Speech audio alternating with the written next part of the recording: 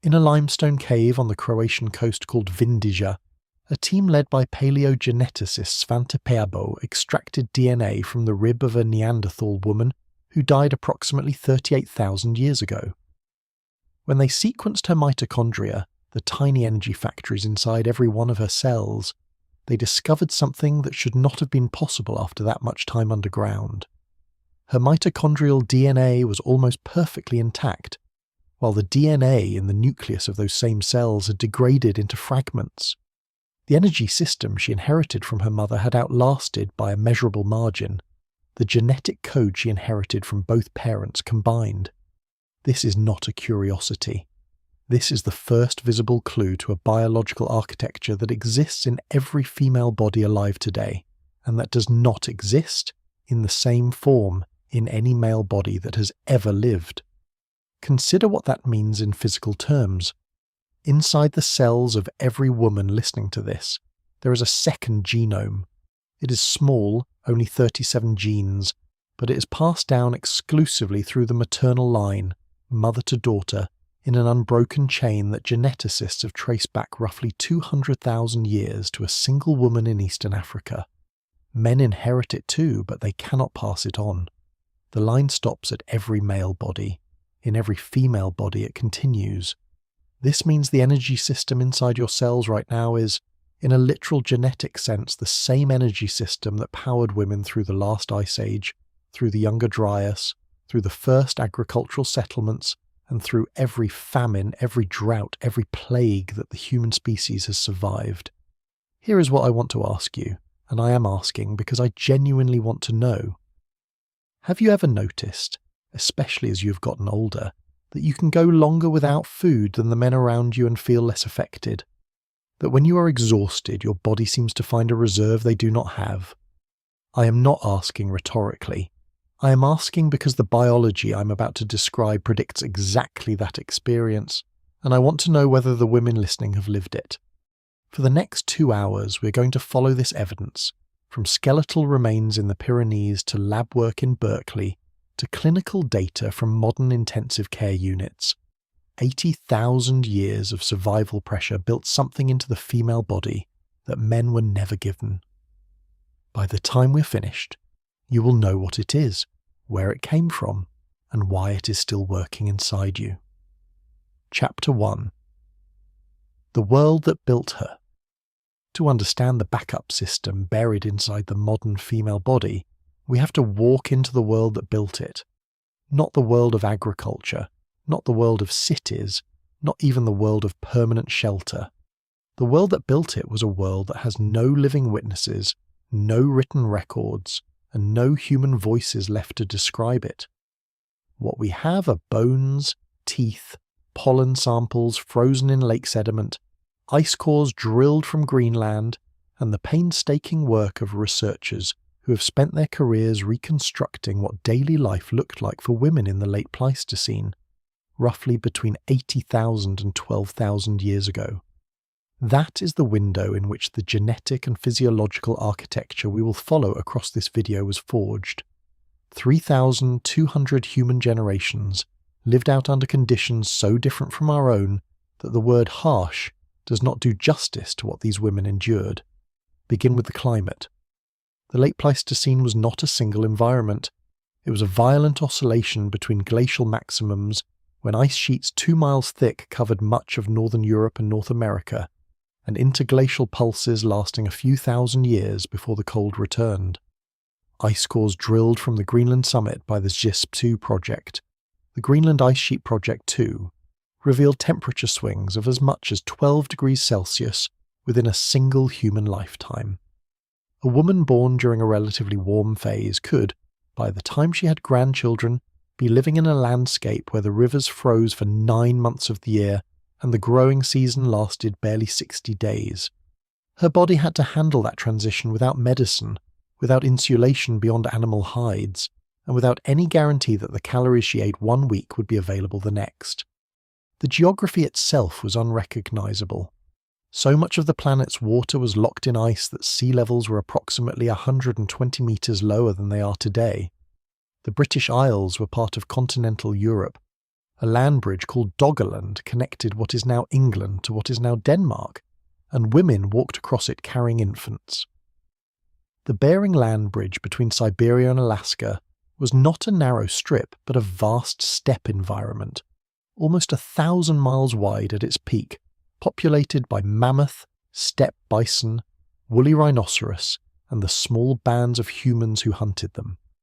Indonesia, the Philippines, and mainland Southeast Asia formed a single connected landmass that geologists call Sunderland. The world was, in physical shape, a different planet from the one we know. Within this world, the daily life of a woman was a continuous physical negotiation with cold, scarcity, predation, and the demands of pregnancy and nursing. The archaeological evidence on this is detailed, and it comes from a particular site that needs to be named because it forms the bedrock of much of what we will discuss. The site is Dolní Věstonice, in what is now the Czech Republic, excavated initially by Karel Absalon in the 1920s and revisited by multiple research teams across the following century. The remains date to approximately 29,000 years ago, in the middle of the last glacial maximum. What the site preserves is extraordinary. It contains the burial of a woman, designated DV16, whose skeleton shows the physical signature of a life spent in motion under load. Repeated stress fractures along the metatarsals of her feet that healed and reopened across years. Asymmetric development of her shoulder muscles consistent with carrying weights on one side of her body, and a pattern of dental wear that paleoanthropologist Eric Trinkus, then at Washington University in St. Louis, described as consistent with using the front teeth as a tool, softening hides, gripping cordage, holding objects while both hands worked. She was not unusual. She was typical. Across the late Pleistocene record, female skeletons consistently show this signature. Their bones tell us what their lives demanded. The femoral cross-sections, the shape of the thigh bone when cut horizontally and examined under a microscope, reveal bone densities that match or exceed those of professional modern athletes. The shoulder girdles show muscle attachment points so pronounced that researchers initially mistook some female skeletons for male, until DNA analysis settled the question. These were women who walked dozens of kilometers in a day, who carried infants and supplies and firewood, who processed animal carcasses with stone tools, who scraped hides until their tendons inflamed and then scraped more the next morning, because the alternative was freezing. And the freezing was real. The pollen record from Lake Suigetsu in Japan, a remarkable site where annual sediment layers have been counted continuously for over 50,000 years, shows extended periods when even temperate latitudes had vegetation profiles similar to modern Arctic tundra. The species available for food were limited. In northern Europe during the cold pulses, the menu narrowed to reindeer, horse, mammoth where available, salmon during the brief runs, root vegetables that could be dug from beneath snow, and whatever fat could be rendered from large mammals to fuel the body through the worst of the dark months. Nutrition was not balanced, it was opportunistic. Long stretches of high protein, high fat eating were interrupted by stretches with almost no food at all. This is the first piece of the picture we have to hold in mind. Famine was not an occasional disaster. It was a recurring feature of every life. Skeletal evidence from across the Pleistocene shows what paleopathologists call Harris lines, horizontal bands of denser bone that form on the long bones of the leg when growth halts during a starvation episode, and then resumes when food returns. The body literally records each famine as a stripe inside the bone. A woman who reached the age of 30 in the late Pleistocene typically had between 5 and 12 Harris lines visible on her tibias. Each one represents a survival. The pressures were not only environmental. Predation was a constant background threat that modern humans have lost almost any intuitive feel for. Cave lions, larger than the African lions of today, ranged across Eurasia. Cave bears, twice the mass of the modern grizzly, occupied the same caves humans tried to shelter in. Hyenas, a different species from the modern spotted hyena, but with similar pack behaviour, competed for the same carcasses humans needed. The remains at Krapina in Croatia, excavated by Dragutin Gojanovic Kramberger between 1899 and 1905, include Neanderthal bones with tooth marks from large carnivores that match the pattern of scavenging after death. Some bones at the site also show evidence consistent with intraspecies violence. The world was not safe in any modern sense of the word. Even sleep was a calculated risk. And then there was reproduction. The reproductive demands placed on the female body during this period were extreme by any modern measure. The average woman who survived to adulthood became pregnant for the first time in her late teens. If she lived to 40, she had typically experienced between 6 and 10 pregnancies, of which roughly half resulted in live births that survived past infancy.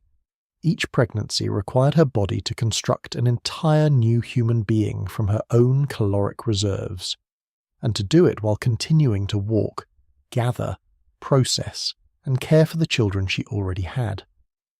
Each successful birth was followed by a nursing period of 3 to 4 years, during which her caloric demands rose by approximately 500 kilocalories per day above her baseline. That baseline, given her activity level, was already high. The cumulative caloric demand on a Pleistocene mother was enormous, and the supply was unreliable. This is where the architecture we will follow begins to come into focus. A body that has to reproduce, nurse, work, walk, and survive temperature extremes on an unstable food supply has to solve an engineering problem that men did not have to solve to the same degree. Men in the same environment faced the cold, the predators, the famines. But they did not also have to build new humans inside their own tissues while doing it. Their bodies could allocate energy to one task at a time. The female body could not. It had to be a multitasking organism in the most literal biochemical sense, running maintenance, growth, lactation, and survival simultaneously, and finding a way to keep running when the calories to fuel any one of those tasks went missing for days or weeks at a time. Stand inside a reconstruction of one of these settlements for a moment. Picture Dolny Vestonits in winter. The wind comes off the steppe in waves that knock you sideways. The temperature is somewhere below -20 Celsius at night. The fire is small. Wood is scarce, and most of what is burning is bone, soaked in animal fat. Around the fire, women are working. One is scraping a reindeer hide with a flint scraper, her hands moving in the same rhythm she has used since she was 8 years old. Another is nursing an infant inside a fur wrap, her body donating roughly 1 litre of milk a day to a child she cannot afford to lose. A third is grinding ochre with a stone pestle, mixing it with fat to produce the red pigment found on burials across the site. Their breath is visible. Their fingers ache. They have eaten 1 meal today, and it was small. They will eat 1 more if the hunters return. They may not. This is the world that built her. Not the world of cathedrals or empires or even villages. The world of small bands, cold winds, unpredictable food, dangerous animals, and continuous reproductive demand. Every adaptation we will trace in the chapters that follow was built under these conditions, by selection pressures that did not relent for 3,000 human generations. The women who could keep their cells running when food disappeared had children who lived. The women whose cellular machinery failed under stress did not. Over enough generations, the survivors carried a particular set of genetic and biochemical features forward, and the non-survivors did not. By the time agriculture began in the Fertile Crescent approximately 12,000 years ago, the architecture was already in place. It had been built. It had been tested. It had been selected for, in every generation, for longer than civilization has existed by a factor of 7. The bones at Dolny Vestonit are not the only bones that tell this story. There are remains in the Pyrenees, in the Carpathian Basin, in the Levant, in southern Africa, and along the coasts of what is now Indonesia that tell variations of the same story. The female body of the late Pleistocene was a body under continuous physical pressure, and it adapted at every level: skeletal, muscular, hormonal, and, as we will see beginning in the next chapter, mitochondrial. The mitochondria, those small structures inside the cell that produce most of the body's energy, turned out to be the place where some of the deepest adaptations were quietly assembled. They are the place where the backup system lives, and they are where the next phase of this evidence begins. But before we move there, hold one image in your mind. Hold the image of a woman in furs near a small fire nursing a child during a famine winter, with her own ribs visible through her skin and her cellular machinery somehow continuing to function, despite the absence of food. That is not a literary image. That is what the bones describe. The question this video is going to answer is how she did it. The answer is not what most people have been told. Chapter 2. The Bones at El Sidrón. The first concrete physical evidence for the backup system we are following came from a cave in northern Spain, in the limestone hills of Asturias, called El Sidrón. The site was discovered accidentally by cave explorers in 1994, and over the following 2 decades it was excavated systematically by a team led by Antonio Rosas of the Spanish National Museum of Natural Sciences, working with the geneticist Carles Laluesa Fox at the Pompeu Fabra University in Barcelona. What they recovered from El Sidrón changed what we understood about Neanderthal genetics, and within that larger discovery there was a smaller, more specific finding that has not yet been widely discussed outside the technical literature. It is the finding that opens this chapter. El Sidrón contains the remains of 13 Neanderthal individuals who died together approximately 49,000 years ago. The circumstances of their death were violent. The bones show cut marks consistent with cannibalism by other Neanderthals. But for our purposes, what matters is what their preserved DNA revealed. Among the 13 individuals were 3 adult women, 3 adult men, 3 adolescents, and several younger individuals. The genetic material recovered from their bones was, by the standards of ancient DNA work, in remarkable condition. The cave's stable cool temperature, around 10 degrees Celsius year-round, had preserved fragments of both nuclear and mitochondrial DNA at recoverable concentrations. When Laluesa Fox's team analysed the mitochondrial DNA from the 3 adult women, they found something that made them go back and run the sequencing a second time to confirm it. The mitochondrial sequences from all 3 women were almost identical to each other, indicating they shared a recent maternal ancestor, likely a grandmother or great-grandmother. The mitochondrial sequences from the 3 adult men, however, were all different from each other and different from the women. The 3 men had come from elsewhere.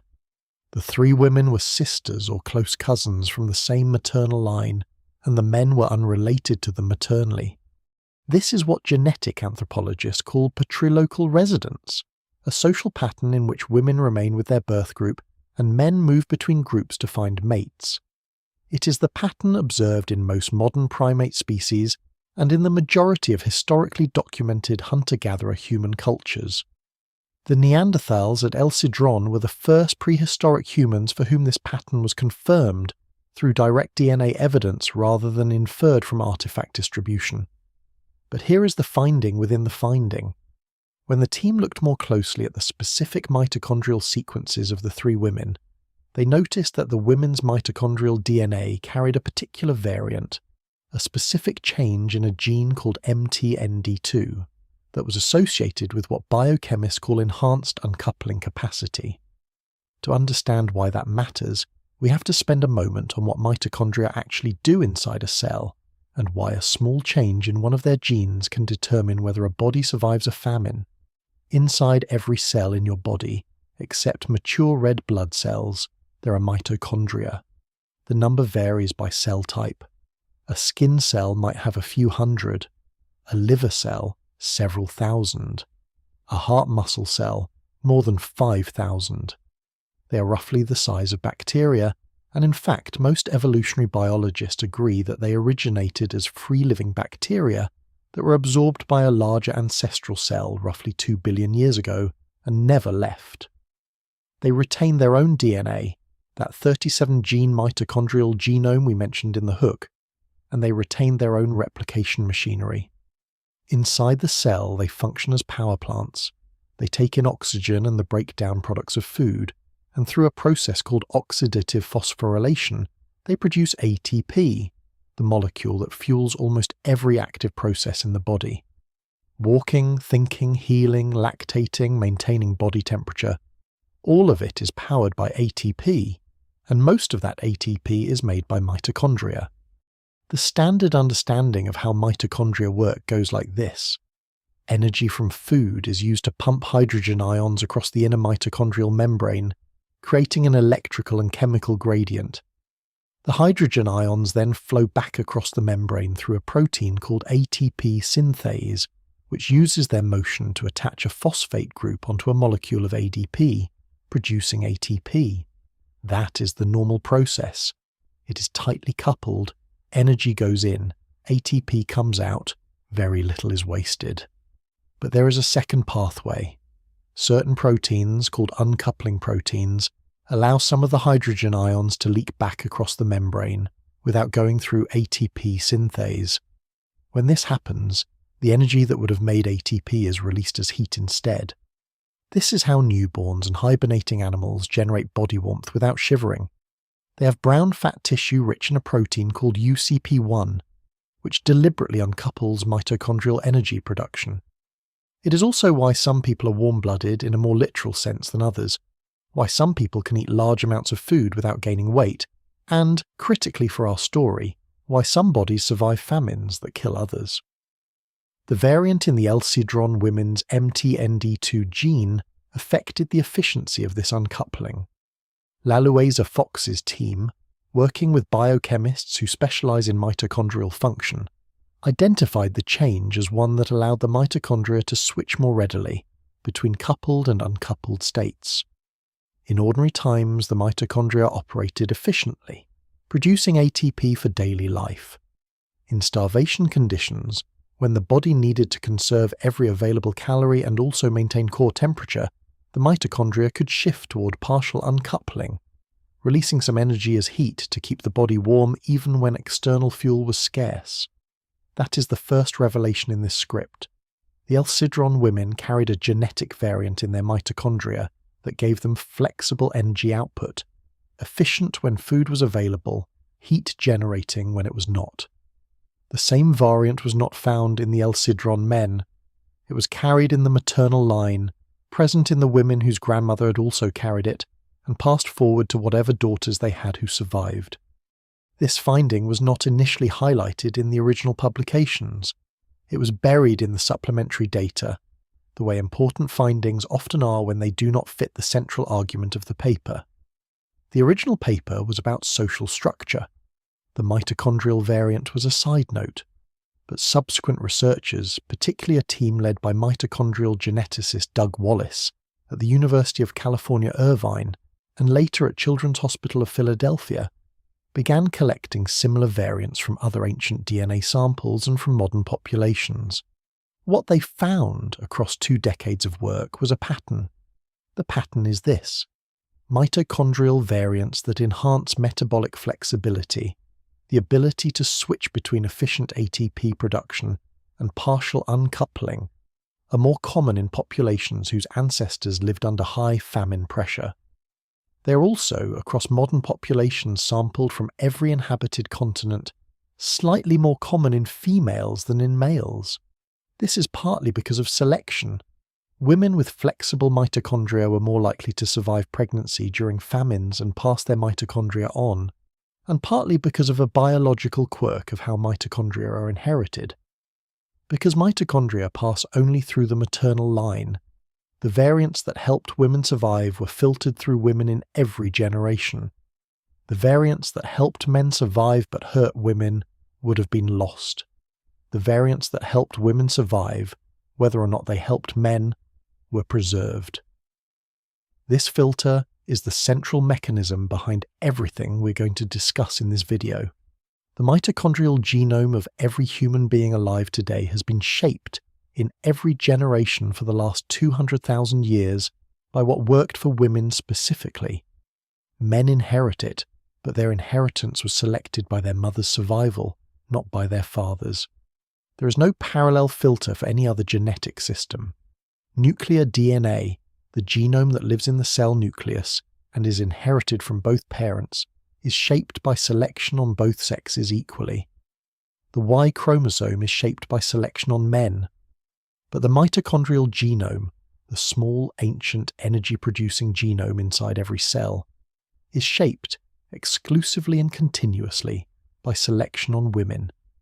The Sidrón finding gave us our first concrete evidence of how this filter has operated. 3 women, related through their mother's line, carrying a specific variant that conferred metabolic flexibility, living in a Pleistocene cave in northern Spain 49,000 years ago. They did not survive. They died violently. But their mitochondrial line did. The variant they carried has been identified in modern human populations across Europe, North Africa, and Western Asia, particularly in populations whose ancestors are known to have experienced repeated famines. It is present, at varying frequencies, in the women who are listening to this video today. To make this concrete, consider what the variant does in modern life. A woman who carries an enhanced uncoupling variant in her mitochondria will, on average, have a slightly higher resting metabolic rate than a woman without it. She will tend to feel warm in conditions where others feel cool. She may notice that her hands and feet stay warmer than the hands and feet of the people around her. During periods of caloric restriction, voluntary or involuntary, her body will switch toward partial uncoupling more readily, releasing some energy as heat rather than storing it as fat. She will, in general, be more resistant to weight gain during overfeeding, and more resistant to hypothermia during cold exposure. She will also, paradoxically, be slightly more efficient at producing energy when she does eat, because the variant fine-tunes both states, the coupled and the uncoupled, rather than locking the mitochondria into one mode. The cost of the variant, because every adaptation has a cost, is a slightly elevated baseline production of what biochemists call reactive oxygen species, small unstable molecules that can damage cellular components over time. This is why metabolic flexibility, useful in survival contexts, is associated with slightly elevated rates of certain age-related conditions in modern populations who are no longer experiencing famines. The body that was built for scarcity does not always thrive in abundance, but that is a topic for Chapter 8. For now, the relevant point is that the variant exists, that it works, and that it was first identified in 3 women from a single maternal line who died together 49,000 years ago in a Spanish cave. The Sidrón discovery was the opening of a door. Once researchers knew what to look for, they began finding similar variants in other ancient DNA samples. In the Vindija remains in Croatia, in the Cima de los Huesos cave in northern Spain, in the Denisovan finger bone from the Altai Mountains, and in the early modern human remains from Mladec in the Czech Republic. The pattern was consistent. Variants affecting mitochondrial energy flexibility were present in late Pleistocene female lines, were transmitted forward, and are present in modern descendants. But the next step required moving beyond ancient DNA into the bones themselves, because mitochondria do not only affect metabolism, they affect bone density, they affect muscle function, they affect the way the body responds to pregnancy and lactation. And in the chapters that follow, we will see that the female body's backup system is not only a metabolic system, it is also a structural system, a reproductive system, and a neural system. The mitochondrial variant identified at Sidrón was the first piece of a much larger picture, and it raised a question that the evidence at Sidrón could not answer. The question was this: if the female mitochondrial advantage is genetic, transmitted through the maternal line, and present from birth, why does it appear to grow stronger in older women rather than weaker? Why does the gap between male and female metabolic resilience widen with age rather than narrow? The Sidrón women were young adults when they died. They did not live long enough to show us what the backup system looks like in a body that has accumulated decades of activation. For that, we need to go somewhere else. We need to go to the bones of older women, specifically older women who lived through extreme physical demands, and we need to look at what their skeletons tell us about how the system changes over a lifetime. That is where Chapter 3 begins. Chapter 3. The Natufian Grandmothers. In the limestone caves of the Mount Carmel range, along the western edge of what is now Israel, there is a site called El Wad.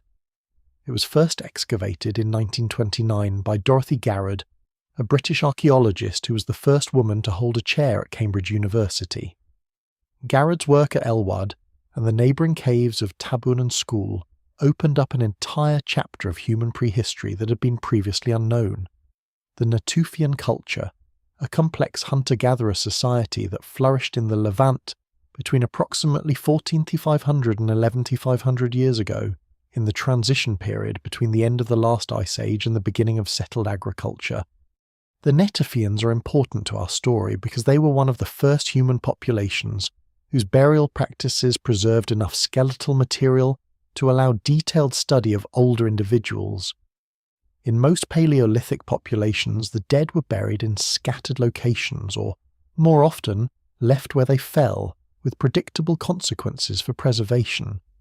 The Natufians buried their dead within their settlements, often beneath the floors of dwellings, in family groupings.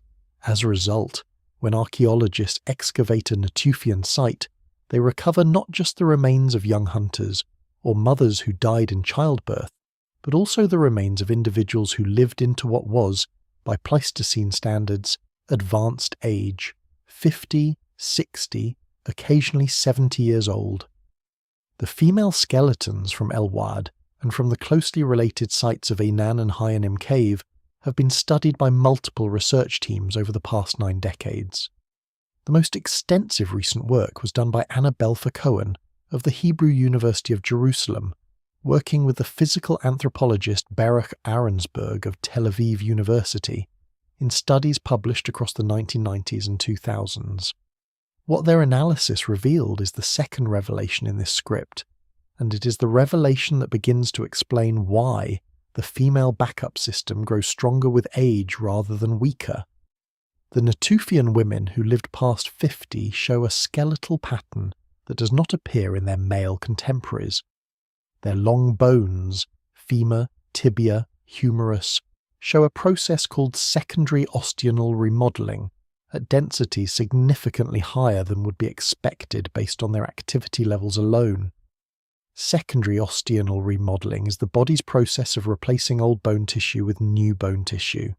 It happens throughout life, but it normally slows after age 40 in both sexes. In the older Natufian women, it did not slow, it accelerated. Their bones, examined under microscopy by Arensberg's team using thin-section histology, show evidence of continuous active rebuilding well into the 7th decade of life. The men buried at the same sites, of similar age, do not show this pattern.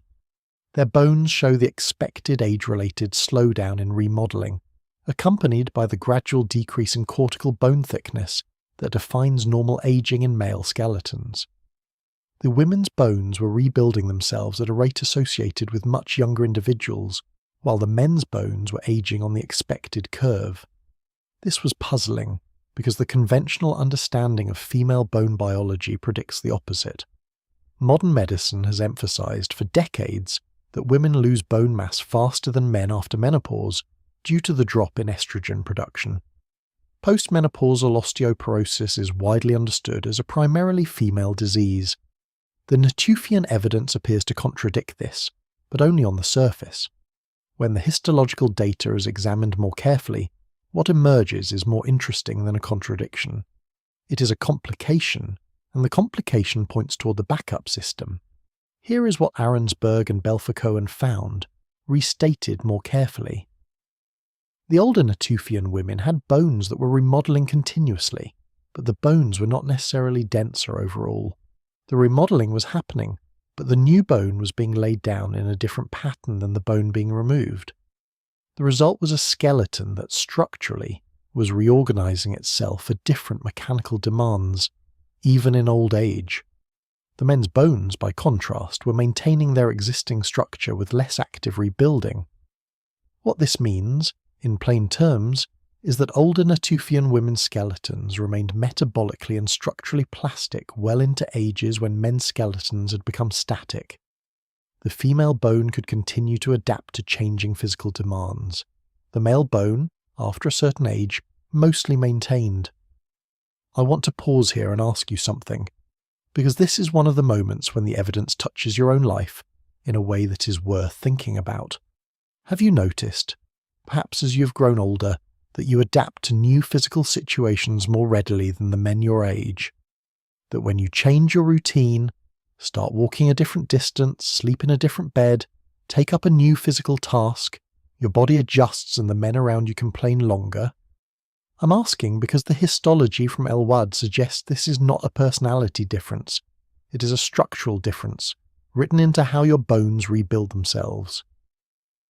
The Natufian grandmothers were doing it 11,000 years ago, and your body, if you are an older woman, may be doing it right now. The second revelation then is this. The female skeleton retains the capacity for active remodeling at ages when the male skeleton has lost most of that capacity. This is not a function of estrogen alone. Postmenopausal Natufian women had estrogen levels comparable to modern postmenopausal women, which is to say, very low. It is a function of something else, something that operates in parallel to estrogen and continues working when estrogen is gone. The most likely explanation, which has been increasingly supported by modern bone biology research over the past 15 years, is that the female skeleton's continued remodeling capacity is driven in part by mitochondrial function within the bone cells themselves. Osteoblasts and osteoclasts, the cells that build and break down bone, are mitochondria-rich. Their activity depends on cellular energy production. And the mitochondrial variants we discussed in Chapter 2 affect not only metabolism in muscle and fat cells, but metabolism in bone cells as well. The Natufian evidence is supported by similar findings at other sites. At Haonim Cave, also excavated by Garrod and later by Ofer Bar Yosef of Harvard University, the female skeletons of older individuals show the same continuous remodeling pattern. At the site of Malaha, also called Ainan, excavated by François Vallard of the French National Centre for Scientific Research, the pattern repeats. At Ain Malaha, a Natufian site in the Upper Jordan Valley, the same. Across the entire Natufian range, older female skeletons remodel at higher rates than older male skeletons of similar age and similar lifetime activity levels.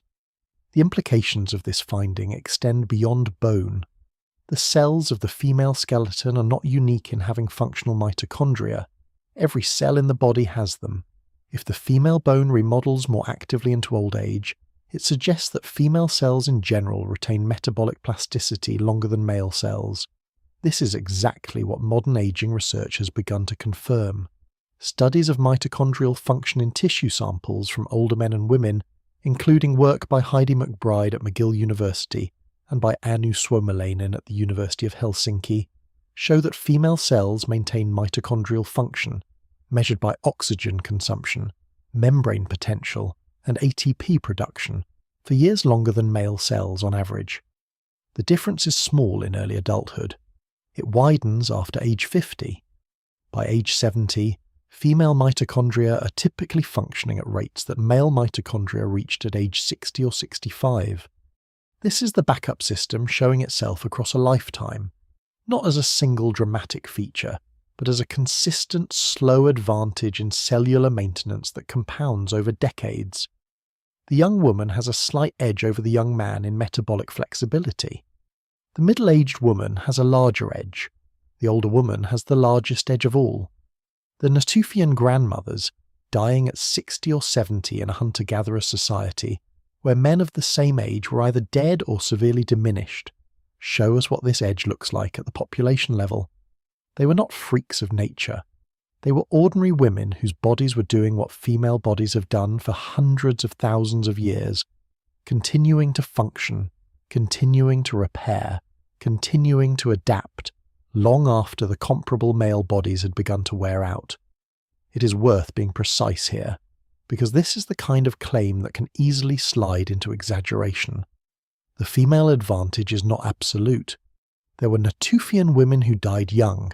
There were Natufian men who lived long. The pattern is statistical, not categorical. But it is a real pattern, and it is consistent across every site where the data has been carefully analysed.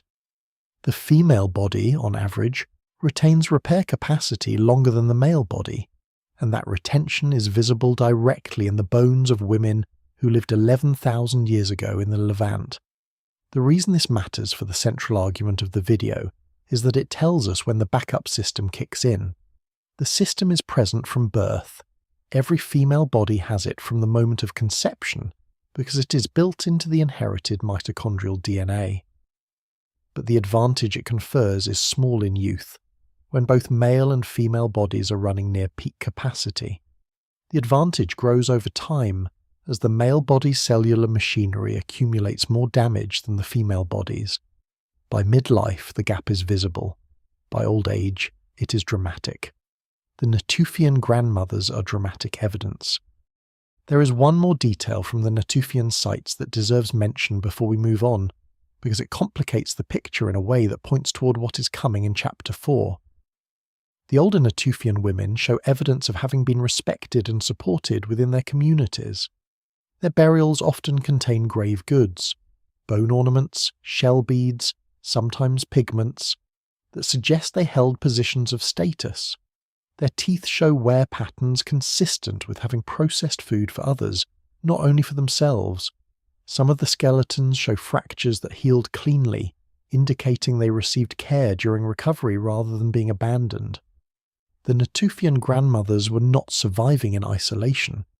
They were embedded in a social context that fed them, sheltered them, and depended on their continued contribution. This matters because it means that the female body's extended repair capacity was not just a personal advantage, it was a population-level resource. A society that had grandmothers who could continue working, continue contributing, continue caring for the next generation, had a survival advantage over a society that lost its older women earlier. The mitochondrial variants that allowed Natufian women to remodel their bones into their 60s also allowed them to remain functioning members of their bands, and the bands that had functioning grandmothers had more children who survived to adulthood. This is sometimes called the grandmother hypothesis, originally articulated by anthropologist Kristen Hawkes at the University of Utah based on her observations of the Hadza hunter-gatherers in Tanzania. Hawkes proposed that the extended post-reproductive lifespan of human females, unique among great apes, was selected for because grandmothers who provisioned their grandchildren increased the survival rate of their daughters' offspring. The Natufian evidence supports this hypothesis with skeletal data from an actual archaeological population. The grandmothers were there, they were active, and their bones show how their bodies were able to keep doing the work. But the question remains, what is the mechanism in detail? We know the mitochondria are involved. We know female cells maintain function longer. We know female bones remodel longer. But how biochemically does this happen? What is actually different inside the female cell that allows it to keep going when the male cell starts to slow down? For that question, we have to leave the bones and go into the laboratory, specifically into a laboratory in Berkeley, California, where in the 1990s a particular set of experiments began to reveal the molecular machinery that drives the difference. The bones of the Natufian grandmothers told us what to look for. The laboratory work told us what it is. That is where Chapter 4 begins. Chapter 4. What the Berkeley lab found. In the early 1990s at the University of California, Berkeley, a biochemist named Bruce Ames was running experiments that, on their surface, had nothing to do with prehistoric women. Ames was studying cellular aging. Specifically, he was studying the way mitochondria accumulate damage over a lifetime, and what kinds of nutrients could slow that accumulation. His laboratory worked primarily with rat models, old rats and young rats, comparing mitochondrial function in liver cells, muscle cells, and brain tissue. The work was foundational for the field that has come to be called mitochondrial nutrition, and it earned Ames the National Medal of Science. What Ames and his colleagues began to notice in the course of their experiments was that female rats consistently showed less mitochondrial damage than male rats of the same age, fed the same diet, kept in the same conditions. The difference was not large in young animals, it grew steadily with age. By the time the rats reached the equivalent of human middle age, the females had measurably better mitochondrial function across multiple tissues. By old age, the females were functioning at levels the males had lost months or years earlier. Months and years that, in rat terms, translated to a meaningful fraction of total lifespan. Ames's team initially attributed this to estrogen, which was the standard explanation for any female-male biological difference in the 1990s. They expected that when they removed the ovaries from the female rats, simulating menopause, the advantage would disappear. They did the experiment, the advantage did not disappear. The ovary-ectomized female rats continued to show better mitochondrial function than the males. Something other than estrogen was driving the difference. Over the following decade, working with collaborators including Tori Hagen, then a postdoctoral researcher in his lab, and later a professor at Oregon State University, Ames identified the third revelation in this script. The mechanism behind the female mitochondrial advantage is a process called mitophagy, the selective removal and replacement of damaged mitochondria within the cell. The word breaks into two parts. Mito refers to mitochondria. Phagy comes from the Greek for eating. Mitophagy is the cellular process of eating, or digesting, damaged mitochondria so they can be replaced with new ones. Every cell does this. It is the normal maintenance process by which old, damaged mitochondria are recognized, broken down, and recycled, while new mitochondria are synthesized to replace them. Without mitophagy, damaged mitochondria accumulate in the cell, and as they accumulate, they produce more of the reactive oxygen species, the unstable molecules, that we mentioned in Chapter 2. The reactive oxygen species damage other cell components, including the DNA in the nucleus, and the cell gradually slides into the dysfunction we recognize as aging. What Ames's team found, and what subsequent research has confirmed across multiple species including humans, is that female cells perform mitophagy more efficiently than male cells throughout adult life. The difference is small in young animals, it grows with age. By the time the body is dealing with the cumulative damage of decades, the female advantage in mitophagy has compounded into a substantial difference in tissue function. The reason this happens is in part mitochondrial DNA itself. The 37 genes in the mitochondrial genome include several that regulate mitophagy. The variants that were favoured by selection in the female line, the same variants we discussed at Sidrón, happen to also favour more active mitophagy. A woman who inherits a mitochondrial genome optimised for famine survival also inherits a mitochondrial genome optimised for damaged mitochondria removal. The two functions are related because both depend on the same basic biochemical machinery. The ability of the mitochondrion to signal its own state, to be recognised by the cell's quality control systems, and to be either preserved or recycled depending on its condition. But mitochondrial DNA alone does not explain the entire difference. Men inherit the same mitochondrial DNA from their mothers. If mitochondrial genetics were the whole story, men and women would have similar mitophagy rates. They do not. The female cell performs mitophagy more efficiently than the male cell even when both cells contain the same mitochondrial variants. This points to a second mechanism, one that operates at the nuclear level. The second mechanism, identified through work by multiple research groups including a team at the University of Madrid, led by Antonio Rodriguez Sinovas, and a team at the Salk Institute in La Jolla, led by Tony Hunter, involves the way the female cell's nucleus regulates mitochondrial maintenance. The nucleus contains genes that produce proteins involved in mitophagy. The expression of these genes is influenced by, among other things, the presence of 2 X chromosomes versus 1 X and 1 Y. Several of the genes that regulate mitochondrial quality control happen to be located on the X chromosome. In a female cell, 2 copies are present, although one is largely inactivated through a process called X inactivation. In a male cell, only 1 copy is present. The fine details of X inactivation are still being worked out, but one consistent finding is that female cells have access to functional backup copies of certain critical genes that male cells do not. When a particular gene fails, through mutation, through age-related damage, through stress, the female cell can sometimes call on the second X chromosome copy to compensate. The male cell with only one copy has no backup. Over a lifetime, this difference accumulates. Female cells weather genetic damage better because they have, in many cases, a second copy waiting in reserve. This is the structural origin of the term backup system as it applies to the female body. It is not metaphorical, it is literal.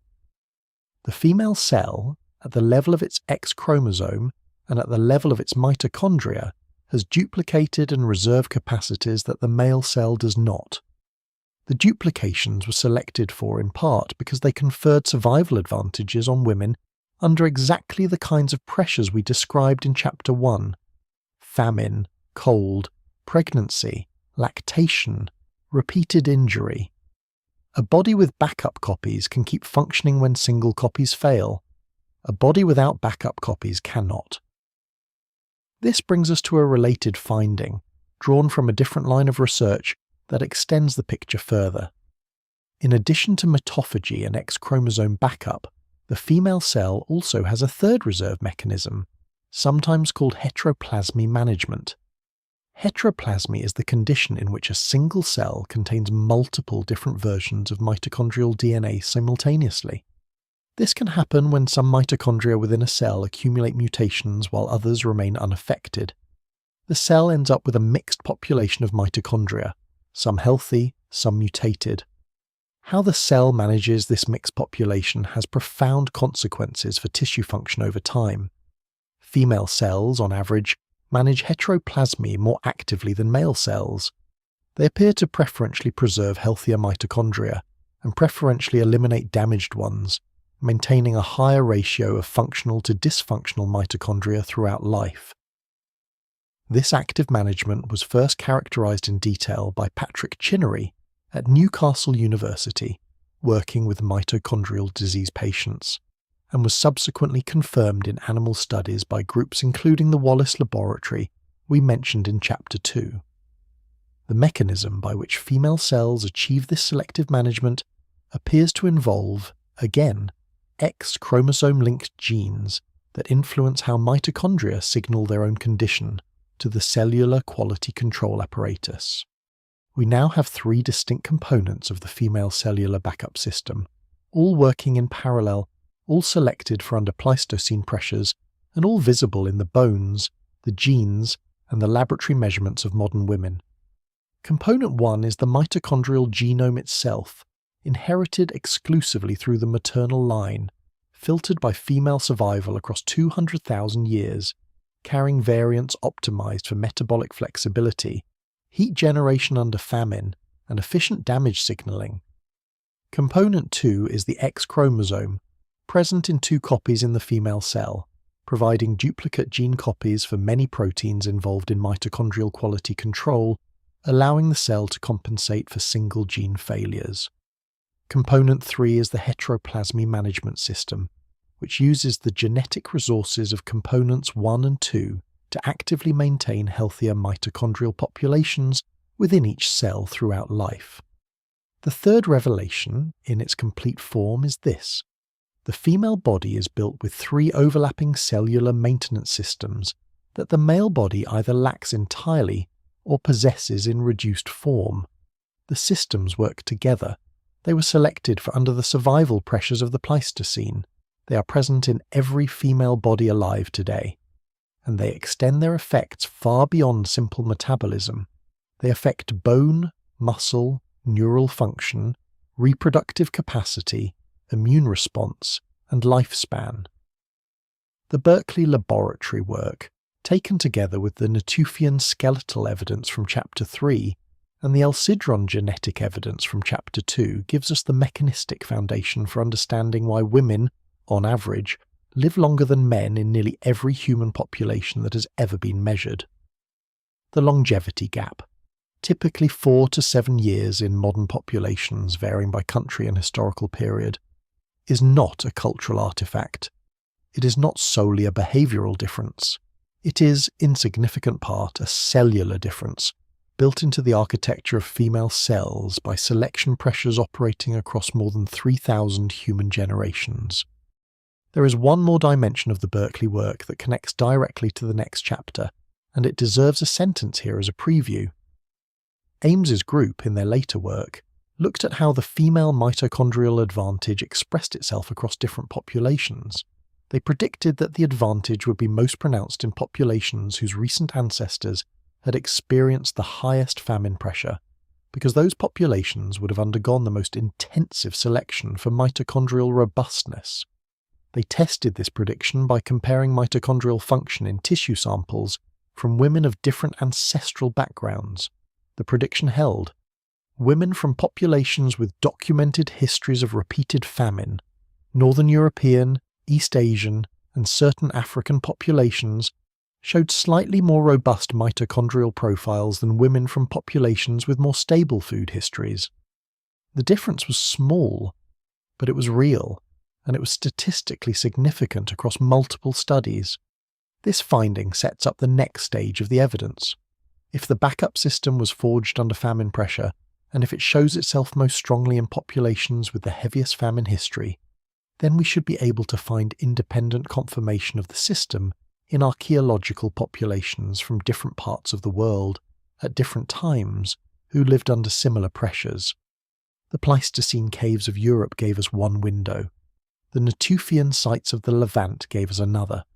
If the system is real, the same skeletal and genetic signatures should appear in populations on the other side of the planet, in completely different cultural contexts, separated by tens of thousands of years and thousands of kilometers from the European evidence. They do appear. The evidence comes from a series of excavations in Eastern Asia and in Southern Africa, and it tells the same story with different bones. That is what Chapter 5 examines. Chapter 5. The same answer on 3 continents. The stronger scientific finding is one that appears independently in multiple lines of evidence, gathered by different researchers using different methods on different populations, separated in space and time. Coincidence cannot account for it. A single research team's bias cannot account for it. If 3 or 4 independent investigations converge on the same conclusion, the conclusion has earned a different kind of credibility. The female cellular backup system has been documented now in human remains from at least 4 major regions outside of Europe and the Levant. 3 of those regions are described in this chapter. The 4th, which extends into the Americas, will be addressed briefly in Chapter 8. Begin in Eastern Asia, at a cave called Tianyuan, about 56 kilometers southwest of modern Beijing. The site was discovered in 2001 by quarry workers. An excavation was led by Tong Haowen of the Chinese Academy of Sciences in collaboration with Eric Trinkhaus, the same paleoanthropologist whose work on the Dolny Vestonits remains we mentioned in Chapter 1. The principal Tianyuan find was a partial skeleton of a modern human dated to approximately 40,000 years ago. This individual, designated Tianyuan 1, has had her mitochondrial DNA fully sequenced, and the analysis was completed by Qiaomei Fu, then at the Max Planck Institute for Evolutionary Anthropology in Leipzig, working under Svante Pääbo. Tianyuan 1's mitochondrial sequence places her in a maternal lineage that contributes to modern East Asian populations. More importantly, her mitochondrial DNA carries variants in genes affecting oxidative phosphorylation efficiency, the same general category of variants we identified at El Sidrón, although the specific changes are different. The Tianyuan variants are tuned for different environmental conditions, particularly for energy efficiency at lower oxygen tensions, consistent with the higher elevations and more variable atmospheric conditions her population would have encountered as it spread across Eastern Asia. What this tells us is that the principle of mitochondrial adaptation to local survival pressures was operating in Eastern Asia at roughly the same time it was operating in Europe, and the result was, in both cases, a female line of inheritance carrying variants tuned for survival under environmental stress. The specific variants differ. The functional category does not. The skeletal evidence from the Tianyuan site is more limited than the genetic evidence, because the find is fragmentary. But Tong Houwen's team did examine the available bones for signs of activity-related remodeling and growth patterns. Within the limits of the available material, Tianyuan 1's bones show a pattern consistent with high activity levels and adequate, though not abundant, nutrition. The remains suggest a woman who walked considerable distances, who used her upper body for repeated work, and whose growth trajectory was punctuated by brief periods of nutritional stress that were survived. Move next to southern Africa.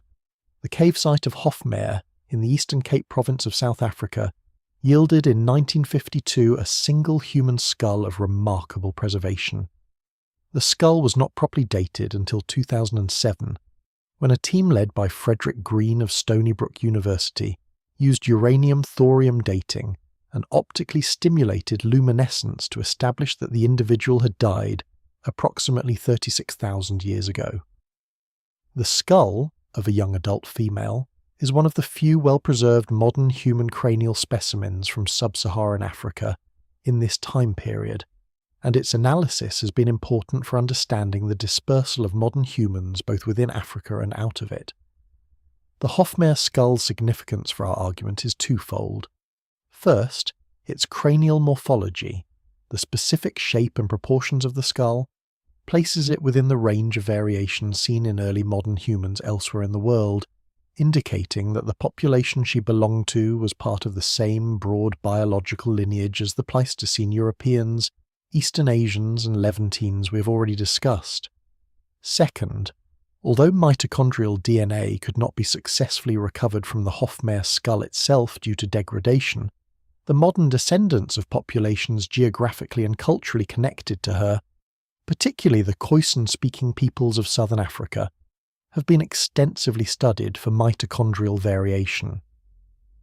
The work of Mattias Jakobsson at Uppsala University in Sweden and of Carina Schlebusch, also at Uppsala, has shown that southern African mitochondrial lineages carry their own distinct set of variants associated with metabolic flexibility, different from the European variants, different from the East Asian variants, but functionally analogous. The principle is the same. In every region where modern humans lived through the late Pleistocene, the female line of inheritance carried mitochondrial variants tuned to local survival pressures. The specific variants reflect the specific pressures: cold and famine in Europe, oxygen variability and dietary breadth in Eastern Asia, heat tolerance and dietary diversity in Southern Africa. The mechanism is universal. The expression is local. This is the fourth revelation. The female backup system is not a European phenomenon, not a Levantine phenomenon, not an Asian phenomenon. It is a species-level feature of human females, present in every population that has been examined, expressed through locally adapted variants of the same underlying mitochondrial X-chromosome mitophagy architecture. Every woman alive today carries some version of it. The version she carries reflects, in part, the survival pressures her female ancestors faced, but the system itself is shared. Move now to a third location, this one closer to the present in archaeological terms but still well before written history. The Indus Valley Civilization, sometimes called the Harappan Civilization, flourished in what is now Pakistan and northwestern India between approximately 3300 and 1300 BCE. Its major sites, Harappa, Mohenjo-daro, Dholavira, Rakhigarhi, have produced extensive skeletal material that has been studied by multiple research teams, including a recent comprehensive analysis led by Vasant Shinde of Deccan College in Pune. The Indus Valley skeletons are interesting for our purposes because they document a population in transition. The Indus Valley people had been agricultural for several thousand years by the time of the major urban centres. Their diet was more reliable than that of their Pleistocene ancestors. They had stable settlements, organised food storage, and complex social systems. The selection pressures that built the backup system had been somewhat reduced. We might expect in such a population that the female skeletal signature of extended metabolic resilience would be weaker. It is not weaker. It is still there, although in modified form. The female skeletons from the Indus Valley sites particularly from the Rakhigarhi necropolis, show bone remodelling patterns into older ages that match what was seen at the Natufian sites of the Levant. Older Indus Valley women, dying in their 50s and 60s, retained active osteonal remodelling at rates significantly higher than their male contemporaries. The histological work performed by Veena Mushrif Tripathi at Deccan College documents this in detail. What this tells us is that the backup system, once installed in the human female line by Pleistocene selection, did not fade away when agriculture reduced the immediate pressures. It persisted. It continues to express itself in populations who have been agricultural for thousands of years, and it continues to confer the same general advantages: extended cellular maintenance, longer functional lifespan, retained adaptability in older age. The system was built under conditions that no longer fully exist. But it is still here. It is still operating. It is still working inside modern bodies. The fourth revelation, in its complete form, is this.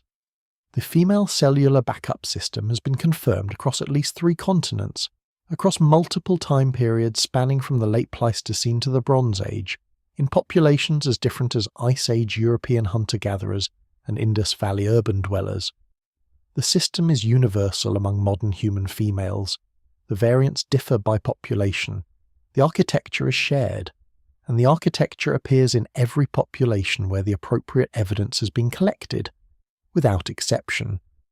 There is a question this raises that we should address before moving on, because if we do not, attentive listeners will be left wondering about it.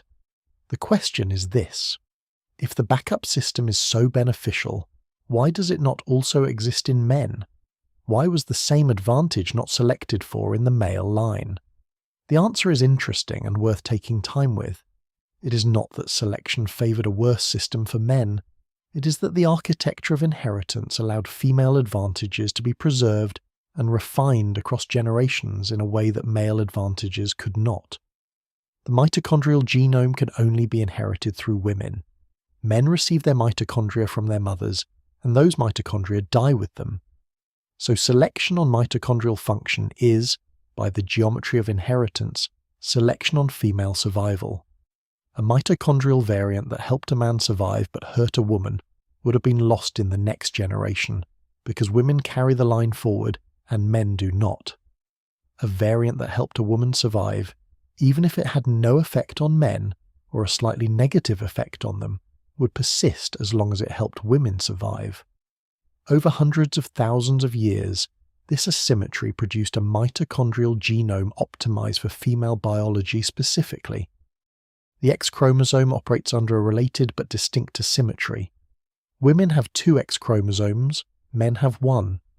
The selection pressures on X-linked genes are different in the 2 sexes. In women, a damaging variant on one X chromosome can be compensated by the other. In men, the same variant is fully expressed. This means X-linked variants that are deleterious in men but neutral or beneficial in women can be tolerated in the female line for many generations, even if they are slowly lost from the male line. Over evolutionary time, the X chromosome has accumulated genes that disproportionately benefit female biology, because those genes can persist in the female population, even when they would be filtered out in a male-only context. The result of these 2 asymmetries, mitochondrial and X-linked, is that the female body, over hundreds of thousands of years, has accumulated a series of small biological advantages that have not been available to the male body to the same degree.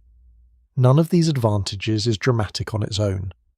Cumulatively, they amount to a more robust cellular maintenance system, expressed as longer functional life, more resilient response to stress, and the extended remodelling capacity we saw in the Natufian and Indus Valley skeletons.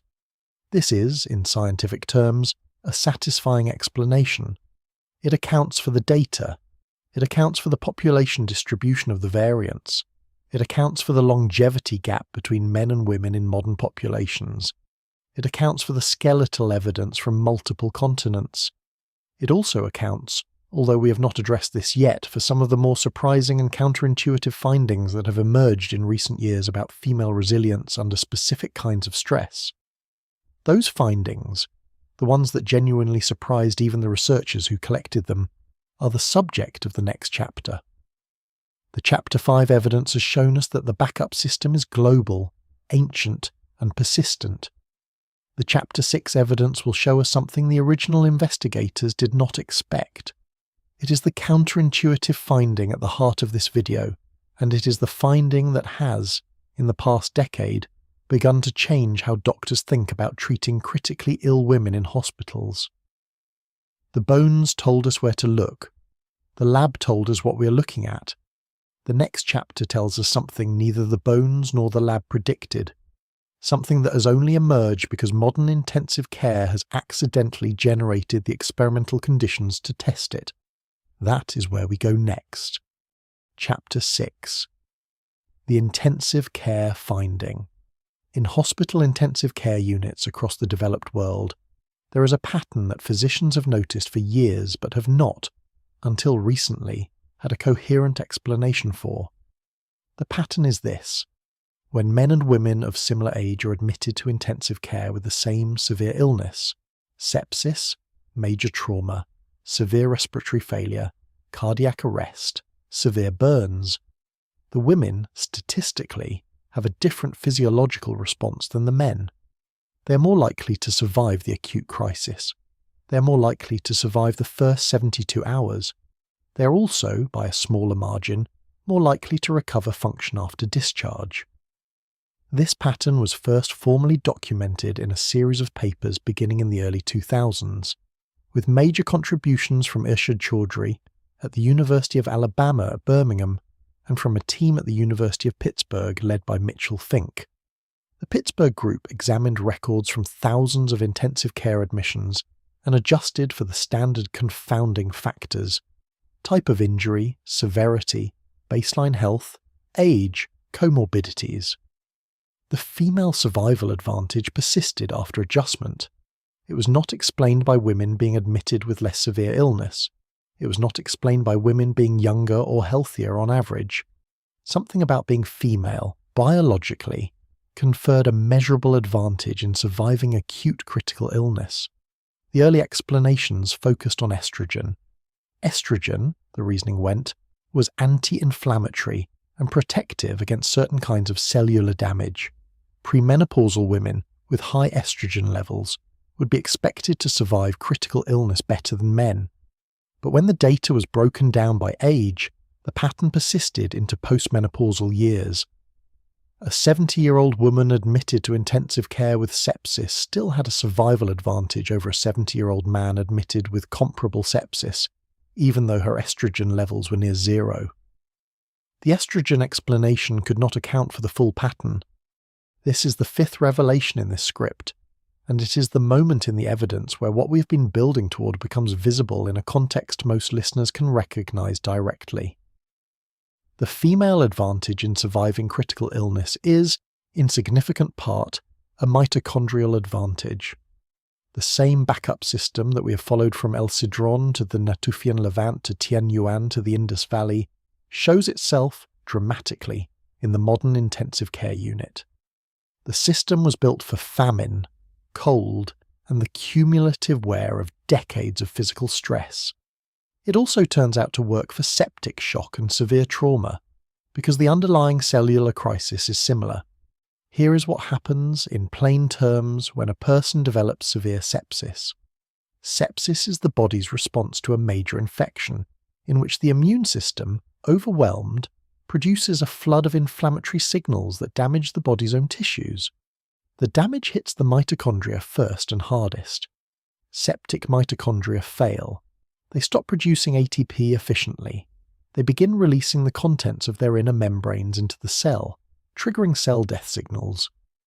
As mitochondria fail across many tissues simultaneously, heart, kidney, liver, brain, the body slides into multi-organ failure, which is the most common direct cause of death in severe sepsis. Survival in severe sepsis, then, depends to a large degree on the body's ability to keep enough mitochondria functioning long enough for the underlying infection to be controlled and for the inflammatory storm to subside. This is precisely the kind of cellular crisis that the female backup system was selected to handle. mitochondrial quality control through mitophagy, X-chromosome-linked redundancy, heteroplasmy management. All of these systems contribute to keeping the mitochondrial population functional under acute stress. The mechanism has been examined in detail by a research group at the University of Pittsburgh, led by Derek Angus, by a team at the Karolinska Institute in Stockholm, led by Anders Oldner, and by a Tokyo-based group led by Naoki Aikawa at Keio University. The findings converge. Women in severe sepsis show, on average, better preservation of mitochondrial membrane potential in muscle and immune cells. They show better maintained ATP production. They show lower rates of release of mitochondrial DNA fragments into the bloodstream. Those fragments are a marker of mitochondrial rupture and a major driver of further inflammatory damage. At every level the researchers have measured, female mitochondria hold up better under septic stress than male mitochondria.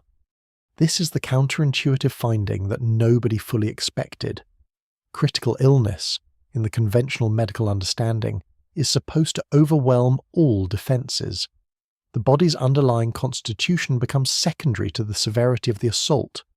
Yet the female advantage persists even at the extremes. Even in patients near death from overwhelming infection, the female biology continues to operate differently than the male biology, and the difference is large enough to be statistically detected in survival outcomes. The implications go further.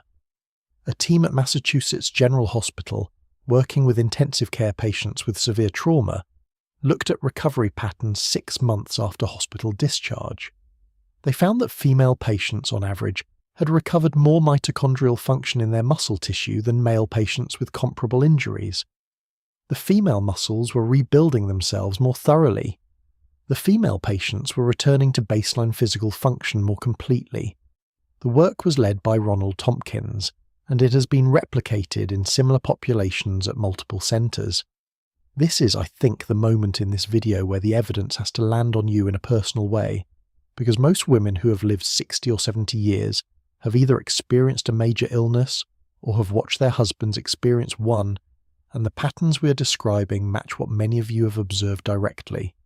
The man gets pneumonia, he is hit hard, he recovers, but not fully. 6 months later, he is still tired, still missing some of what he had before. You get the same pneumonia, you're also hit hard, but you recover more completely. You go back to your routine, the fatigue lifts, your husband notices, he does not understand why, neither do you. The biology we have been describing is the answer. I want to ask you something about this directly, because it is the kind of question that this video exists in order to answer. Have you noticed, in your own life or in the lives of the women you know, that women recover from serious illness more completely than the men around them? Not faster necessarily, but more completely? I am asking because the data says this is real, and I want to know whether you have lived it. Comment if this matches what you have observed. The patterns we see in the intensive care unit are not new patterns. They have been present in the female body for tens of thousands of years. The hospital just made them measurable. The intensive care evidence has also produced what is, for our purposes, the most important methodological development in modern mitochondrial research. Because critical illness creates a kind of natural experiment, the body is pushed to extremes that cannot be ethically produced in a laboratory. Researchers have been able to observe the female backup system operating under conditions of maximum stress.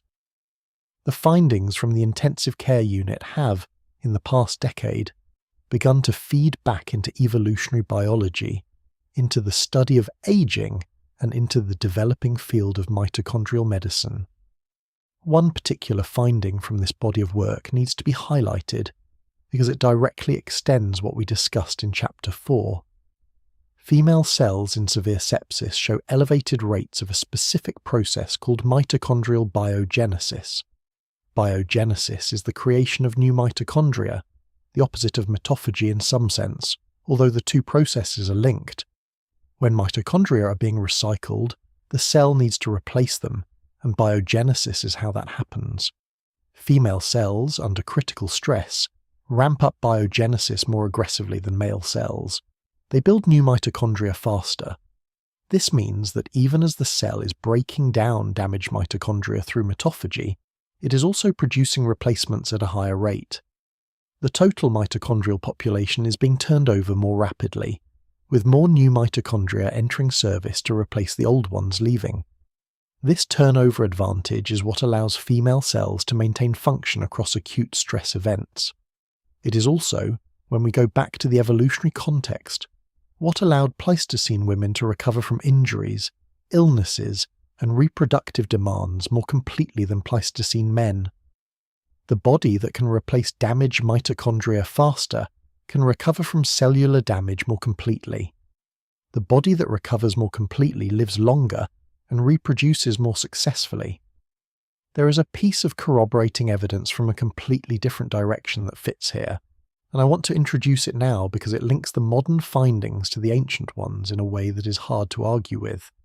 In 2013, a team led by Klaas Westerterp at Maastricht University in the Netherlands published a study comparing the metabolic responses of men and women to extreme physical exertion, specifically multi-day endurance events such as the Marathon des Sables, a 250-kilometre foot race across the Sahara.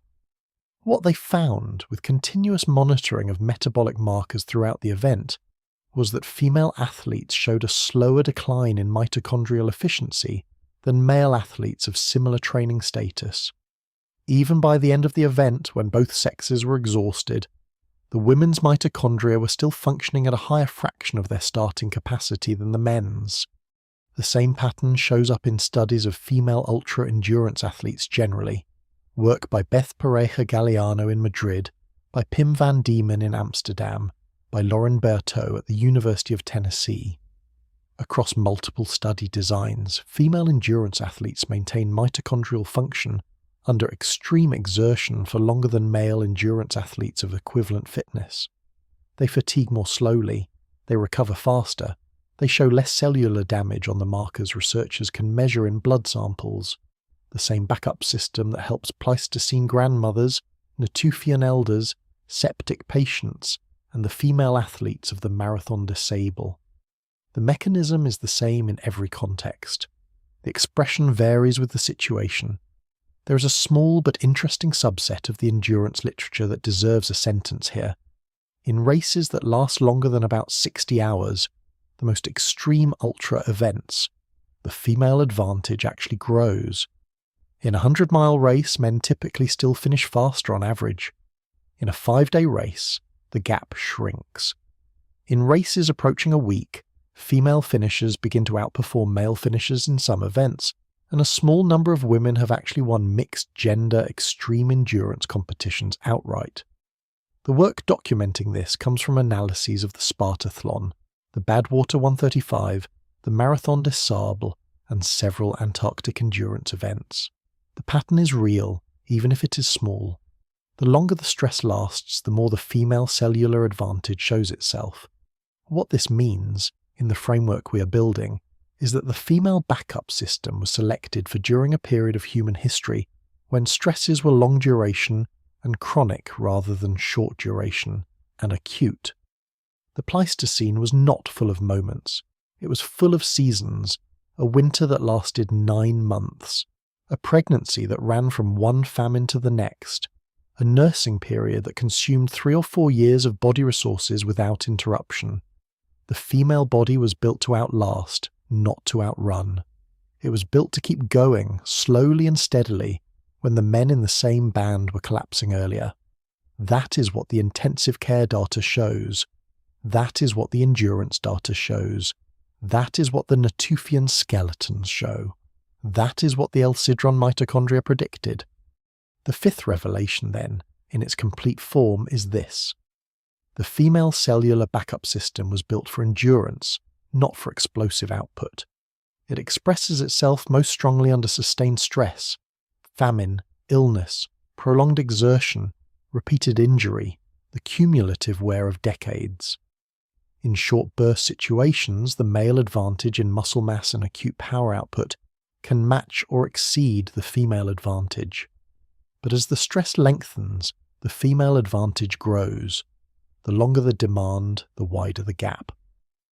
By the time we are looking at lifespan, late life function, or survival in chronic illness, the gap is no longer subtle. It is, in some contexts, dramatic. This finding has begun to change clinical practice in several ways. Some intensive care protocols are now being adjusted to account for sex-based differences in mitochondrial response to critical illness.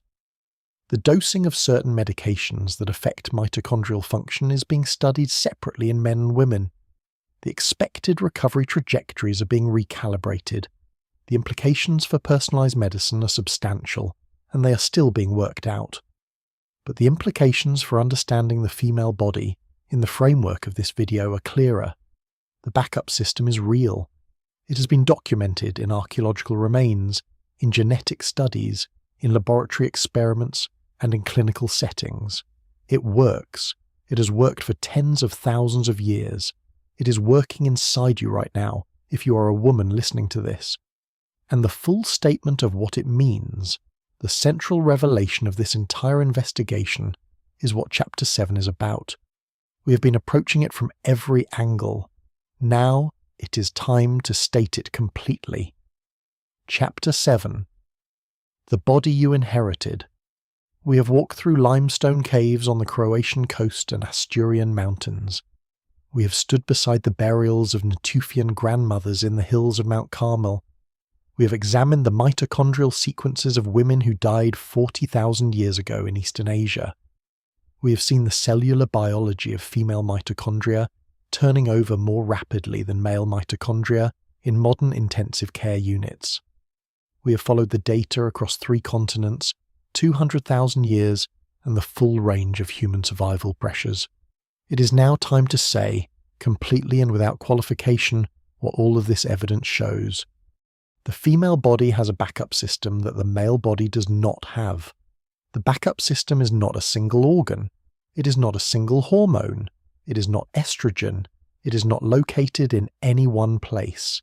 It is a distributed, multi-layered architecture of cellular maintenance that operates at the level of every cell in the body, in bone, in muscle, in heart, in brain, in liver, in kidney, in skin, in the cells lining the blood vessels, in the immune cells circulating in the blood. The system has at least 3 identified components, and likely additional components still being characterized. Component 1 is the mitochondrial genome. Every cell in a human body, except mature red blood cells, contains mitochondria, small structures inside the cell that produce most of the body's energy and contain their own separate DNA. The mitochondrial DNA is inherited only from the mother. Men receive their mitochondrial DNA from their mothers, but cannot pass it to their children. The line passes through women.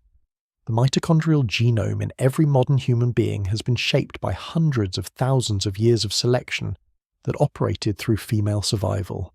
Selection that filtered out variants harmful to women, selected for variants that improved female survival, and refined the energy-producing machinery in ways that match the specific challenges female bodies have historically faced. The mitochondrial DNA you carry if you're a woman is the same mitochondrial DNA your mother carried, and her mother before her, and so on back through 3,000 human generations, to a single woman in Eastern Africa approximately 200,000 years ago. This is not metaphor, it is biology. The energy-producing genome inside your cells right now is the same genome that powered women through ice ages, droughts, famines, and the entire span of human prehistory. Component 2 is the X chromosome architecture. Women carry 2 X chromosomes. Men carry 1 X and 1 Y.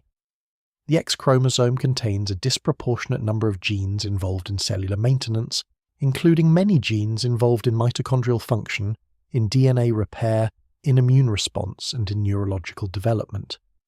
In female cells, although 1 X chromosome is largely inactivated through a process called X inactivation, there is a small fraction of genes on the inactivated X that escape inactivation and remain active.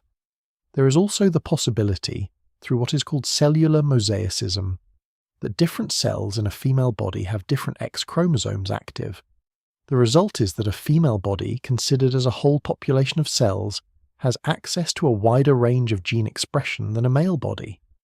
Where a male cell has a single copy of a critical maintenance gene, a female body has, across her tissues, both copies in functional form.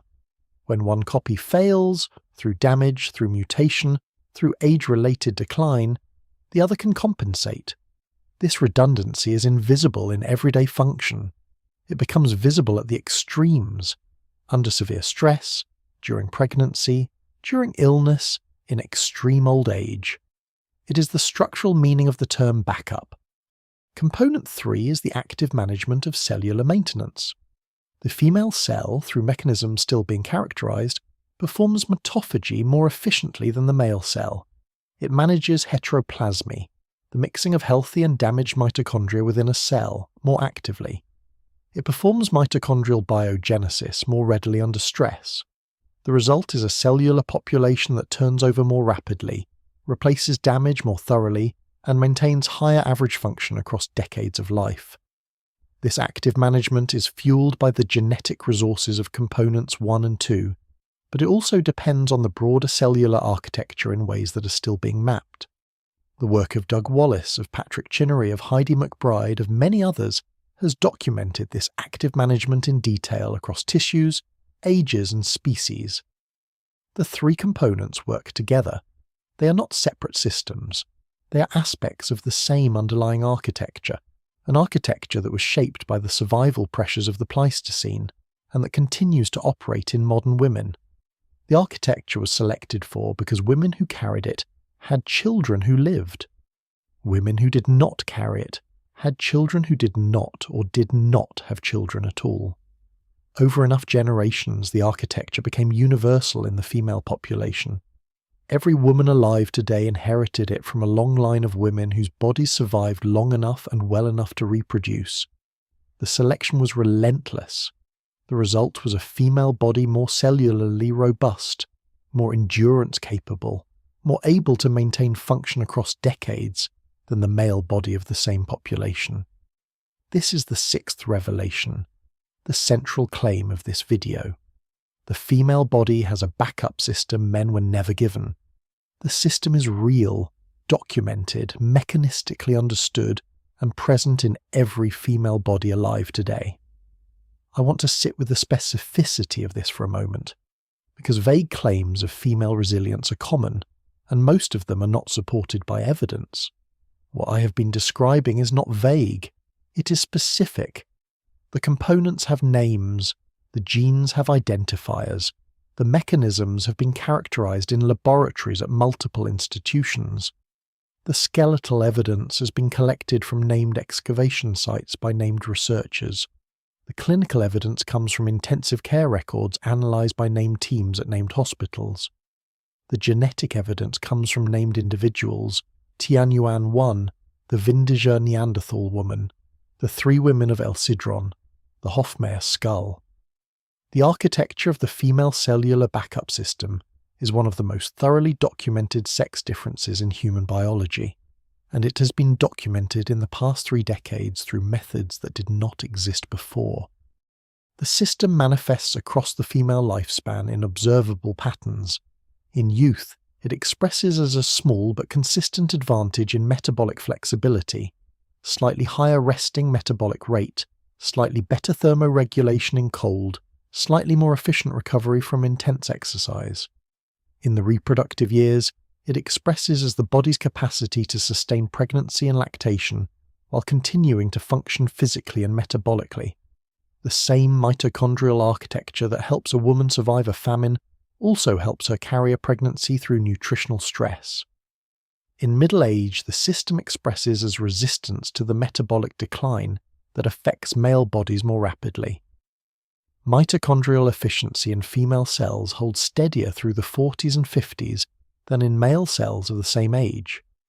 In older age, the system expresses most dramatically as continued bone remodeling, as preserved cognitive function, as longer functional lifespan, as the survival advantage in critical illness, as the recovery advantage from major injuries. The Natufian grandmothers were not anomalies. They were the natural endpoint of a system that runs across the entire span of female life. The system also expresses through measurable population-level patterns. Women, on average, live 4 to 7 years longer than men in nearly every measured human population, with the gap varying by country and historical era but rarely reversing. Women survive natural disasters at higher rates than men when controlling for other factors. Women survive famines at higher rates than men. Women survive epidemics at higher rates than men in most documented historical cases. Women survive imprisonment at higher rates than men. Women survive shipwrecks at higher rates than men in many recorded cases. The pattern shows up wherever survival of acute or sustained stress is the question. The pattern is, in every documented case, partly cultural and partly biological. The cultural component varies. The biological component, the cellular backup systems, does not vary. It is present in every population and contributes to every survival statistic, even when its contribution is hard to disentangle from other factors. What does this mean for you, sitting where you are right now, listening to this? It means, first, that some of what you may have attributed to luck, or to personality, or to discipline, is actually biology. If you have noticed that you can keep going longer than the men around you in some situations, that you can work through illness more steadily, that you can manage on less food without feeling depleted, that you recover from injuries or surgeries more completely, that you have outlived male family members who seemed healthier than you for years, that observation is not a coincidence. It is the backup system expressing itself in the conditions of your particular life. It means, second, that the female body has been carrying this advantage forward through an unbroken chain of women, and you are the latest link in that chain. Your mother, your grandmother, your great-grandmother, and every woman in your direct maternal line back to the late Pleistocene carried the same mitochondrial genome with small variations. Each of them survived long enough to pass it on. The line did not break. If it had broken, you would not exist. The fact that you are alive in a body that carries this system means that every one of your direct female ancestors survived to reproductive age and successfully reproduced. That is the actual meaning of inheritance. It is not a metaphor. It is a chain of survivals. It means, third, that the system is still working. It is not vestigial. It is not a relic of conditions that no longer exist. It is operating inside you right now.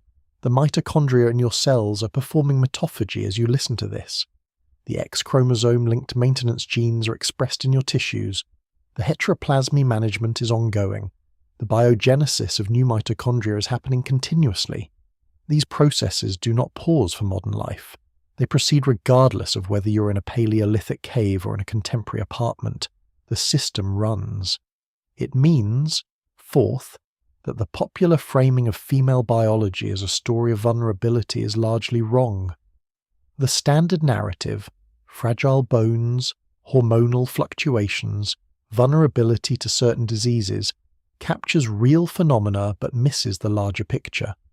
Female biology, taken as a whole, is more resilient than male biology in the dimensions that matter for survival across the human lifespan. The fragile bones of postmenopausal women are real, but they are happening against a background of cellular maintenance that exceeds what is happening in male bodies of the same age. The hormonal fluctuations are real, but they are happening within a system that has been selected for, over hundreds of thousands of years, to handle exactly those fluctuations while maintaining function. The disease vulnerabilities are real, but they exist within a body that is on average more disease-resistant than its male counterpart across most conditions.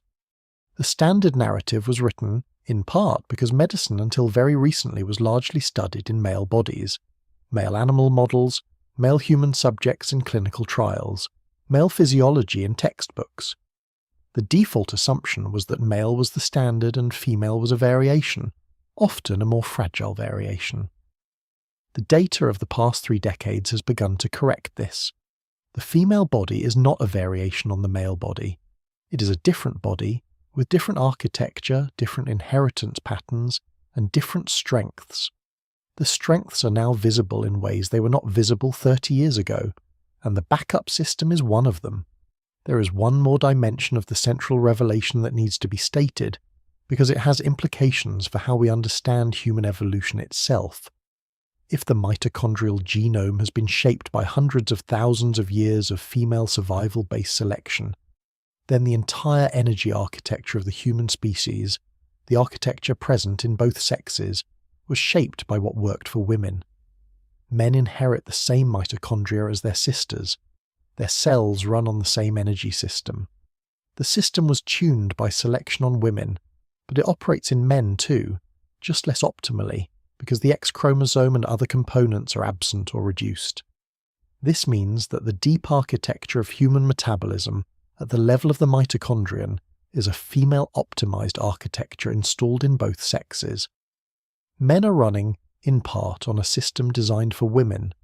This is not a polemical claim. It is a consequence of the inheritance geometry. In practical terms, this means that many of the metabolic interventions that have been developed for general health, caloric restriction, intermittent fasting, exercise protocols for mitochondrial function, ketogenic adaptations, work differently in men and women because the underlying machinery responds differently. Many such interventions were initially developed in male models, and then assumed to apply to women without modification. The growing recognition that female biology has its own optimized cellular architecture is changing how these interventions are designed and prescribed. The implications for medicine, for nutrition, for exercise science, and for aging research are still being worked out. But for the women listening, the practical meaning is closer to home. The body you're sitting in carries a survival architecture that has been refined across 200,000 years. It is operating right now. It has been operating since the moment of your conception.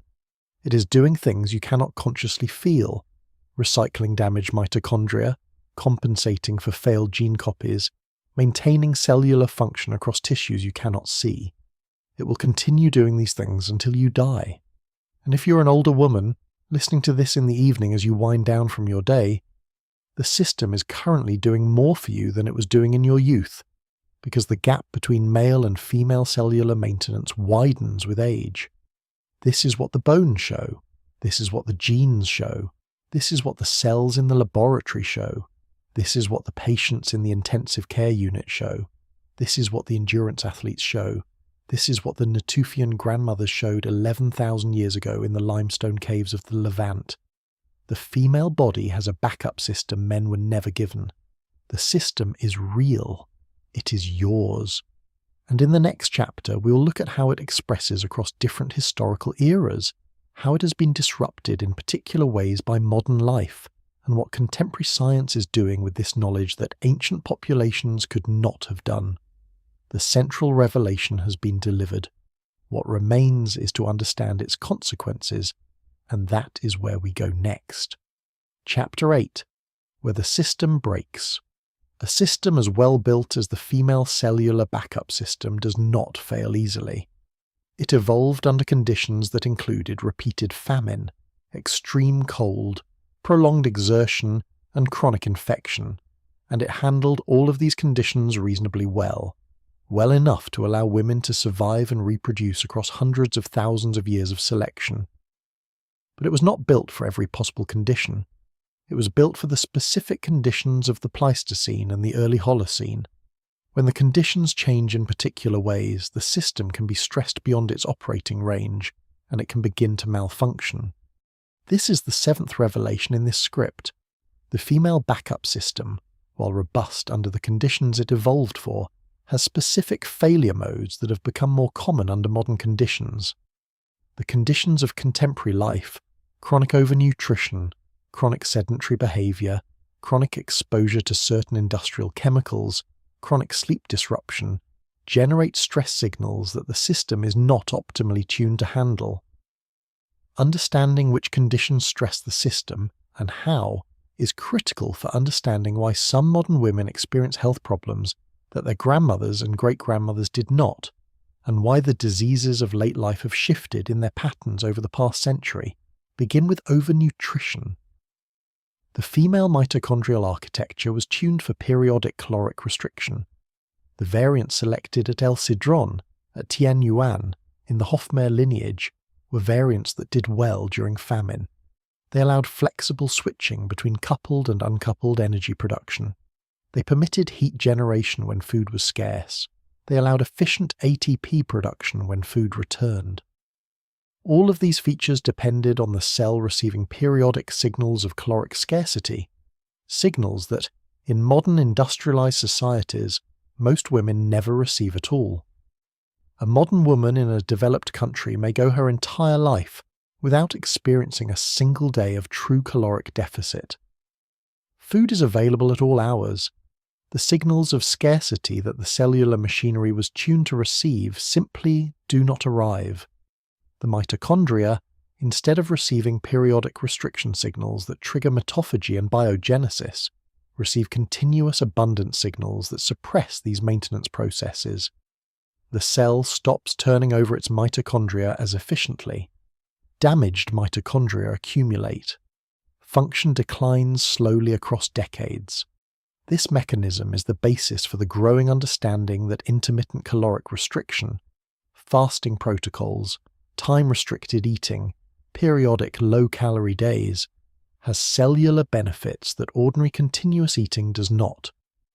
Work by Mark Mattson at the National Institute on Aging, by Valter Longo at the University of Southern California, by Sachin Panda at the Salk Institute, has documented the cellular effects of restoring some version of periodic restriction. The benefits are real, and they are larger in women than in men, because the system that responds to restriction signals is more developed in female cells. A woman who restores some pattern of caloric variation is, in a meaningful sense, restoring the operating conditions her cellular machinery was tuned for. Continue with sedentary behavior. The female cellular architecture was tuned for sustained physical activity. The Pleistocene women whose remains we examined in Chapter 1 walked many kilometers a day, carried heavy loads, and engaged in continuous low to moderate physical exertion across most waking hours. The mitochondrial biogenesis system, the bone remodeling system, the cardiovascular system, all were tuned for that level of background activity. When the activity is removed, as it has been for most women in modern industrialized contexts, the cellular signals that trigger maintenance processes are reduced. The bones stop receiving the mechanical loading signals that triggered remodeling. The muscles stop receiving the energy demand signals that triggered mitochondrial biogenesis. The system, deprived of its expected inputs, slowly downregulates its outputs. This is part of why postmenopausal bone loss has become a clinical problem in modern populations in a way that it appears not to have been in Pleistocene or early agricultural populations. The Natufian grandmothers, despite being postmenopausal for years, maintained active bone remodeling. Modern postmenopausal women in many cases do not. The difference is not primarily a difference in estrogen. Both groups had low estrogen. The difference is a difference in mechanical loading, in caloric variation, in the daily inputs that the bone remodeling system was tuned to respond to. The Natufian grandmothers were walking, lifting, processing food, and contributing physically to their bands well into their 60s. Modern grandmothers, in many cases, are sedentary. The system needs the inputs it evolved with. Without them, it underperforms. Move next to chronic chemical exposure. The Pleistocene environment included a wide range of toxins, plant alkaloids, fungal compounds, smoke from cooking fires, occasional heavy metal exposure from natural sources. The cellular detoxification machinery was tuned to handle these.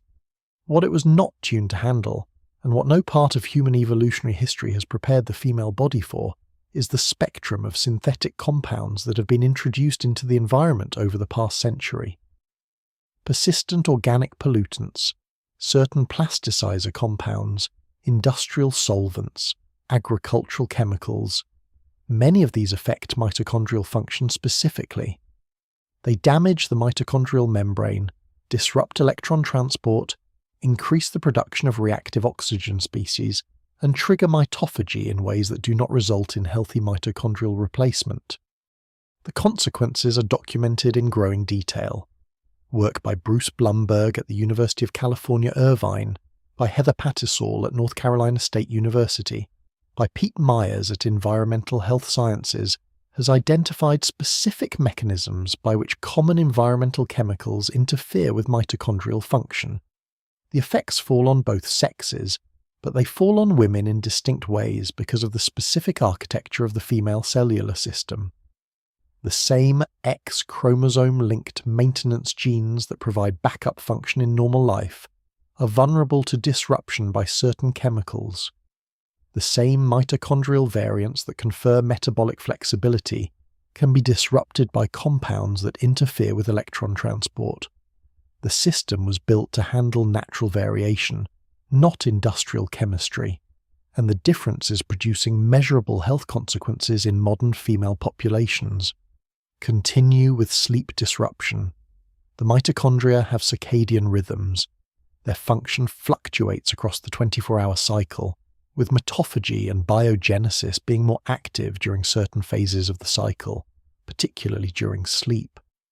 Modern life, with its electric lighting, its shift work, its screen exposure late into the evening, its travel across time zones, disrupts these rhythms in ways that the system was not prepared for.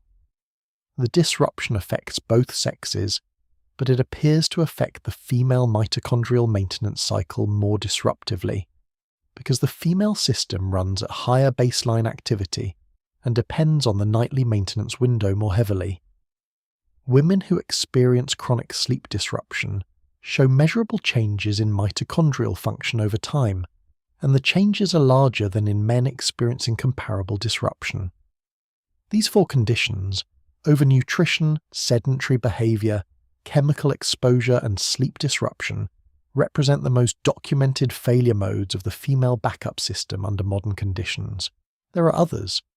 Chronic psychological stress affects mitochondrial function in measurable ways. Certain pharmaceutical exposures interfere with mitochondrial biogenesis. Specific dietary deficiencies, particularly deficiencies in nutrients required for mitochondrial function, such as coenzyme Q10, certain B vitamins, magnesium, can disrupt the system. The picture is complex, and individual women experience the failure modes in different combinations and to different degrees, but the general principle is the same. The system was built for a specific set of conditions. When those conditions are absent, or when novel conditions are introduced that the system was not built to handle, the system underperforms. The female advantage that should be present given the underlying architecture can be diminished. The Natufian grandmother who was remodeling her bones at 60 could do so because her life provided the inputs the system needed. A modern woman whose life lacks those inputs may have the same underlying architecture and yet fail to express the same outputs. This is the seventh revelation in its complete form. The female cellular backup system, while present in every modern woman, expresses itself fully only when the body receives the inputs it was tuned for. Modern life, for many women, fails to provide those inputs. The result is that the female biological advantage is partially suppressed in many contemporary populations, even though the underlying architecture remains intact. The advantage can be restored to varying degrees by restoring some version of the original inputs.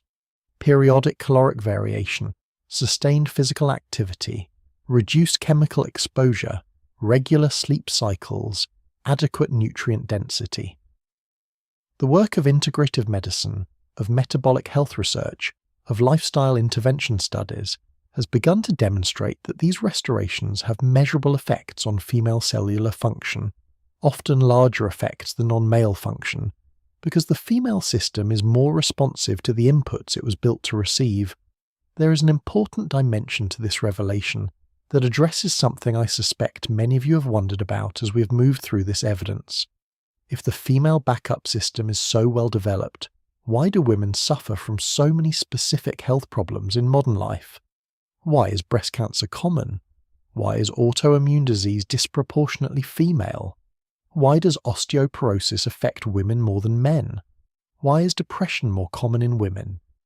The answer is that the female backup system, like any biological system, has trade-offs. The same mitochondrial variants that allow flexible energy production can, in some contexts, produce elevated reactive oxygen species that contribute to cancer risk. The same X chromosome architecture that provides backup gene copies can, in some cases, lead to immune system overactivity that contributes to autoimmune disease. The same active cellular maintenance that supports bone remodeling depends on inputs that, when absent, leave women particularly vulnerable to bone loss. The system is not free of cost. It is tuned for specific conditions, and the costs of its tuning become visible when those conditions change.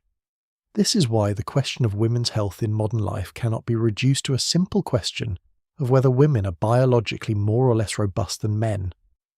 The female body has specific strengths and specific vulnerabilities, and both are products of the same underlying architecture. The architecture, taken as a whole, confers survival advantages under conditions of physical stress. The architecture also creates susceptibilities under conditions of metabolic dysregulation, chronic immune activation, and prolonged absence of the cellular maintenance signals that come from normal physical activity and dietary variation. There is also a population-level pattern in the failure modes that deserves attention. The conditions that disrupt the female backup system most thoroughly, overnutrition, sedentary behavior, certain chemical exposures, chronic sleep disruption, became prevalent across modern populations roughly between 1950 and the present.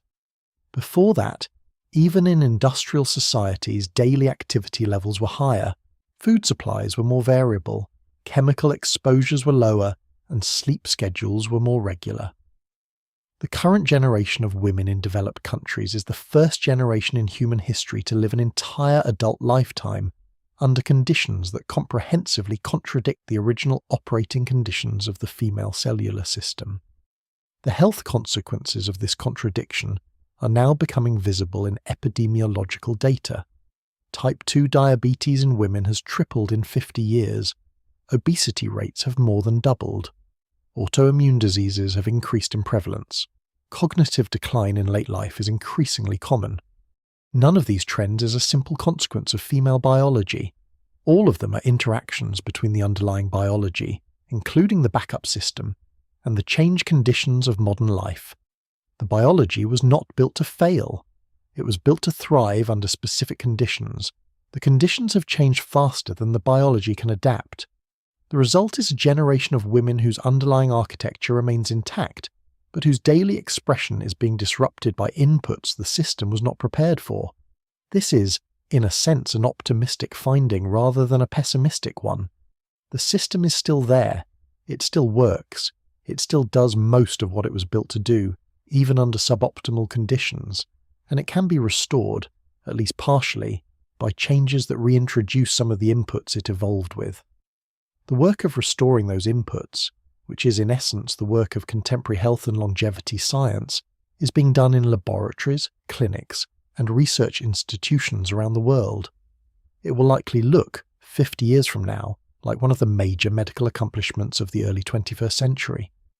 We are still in the early phase of that work, but the direction is clear, and the underlying biology gives us reason to be hopeful.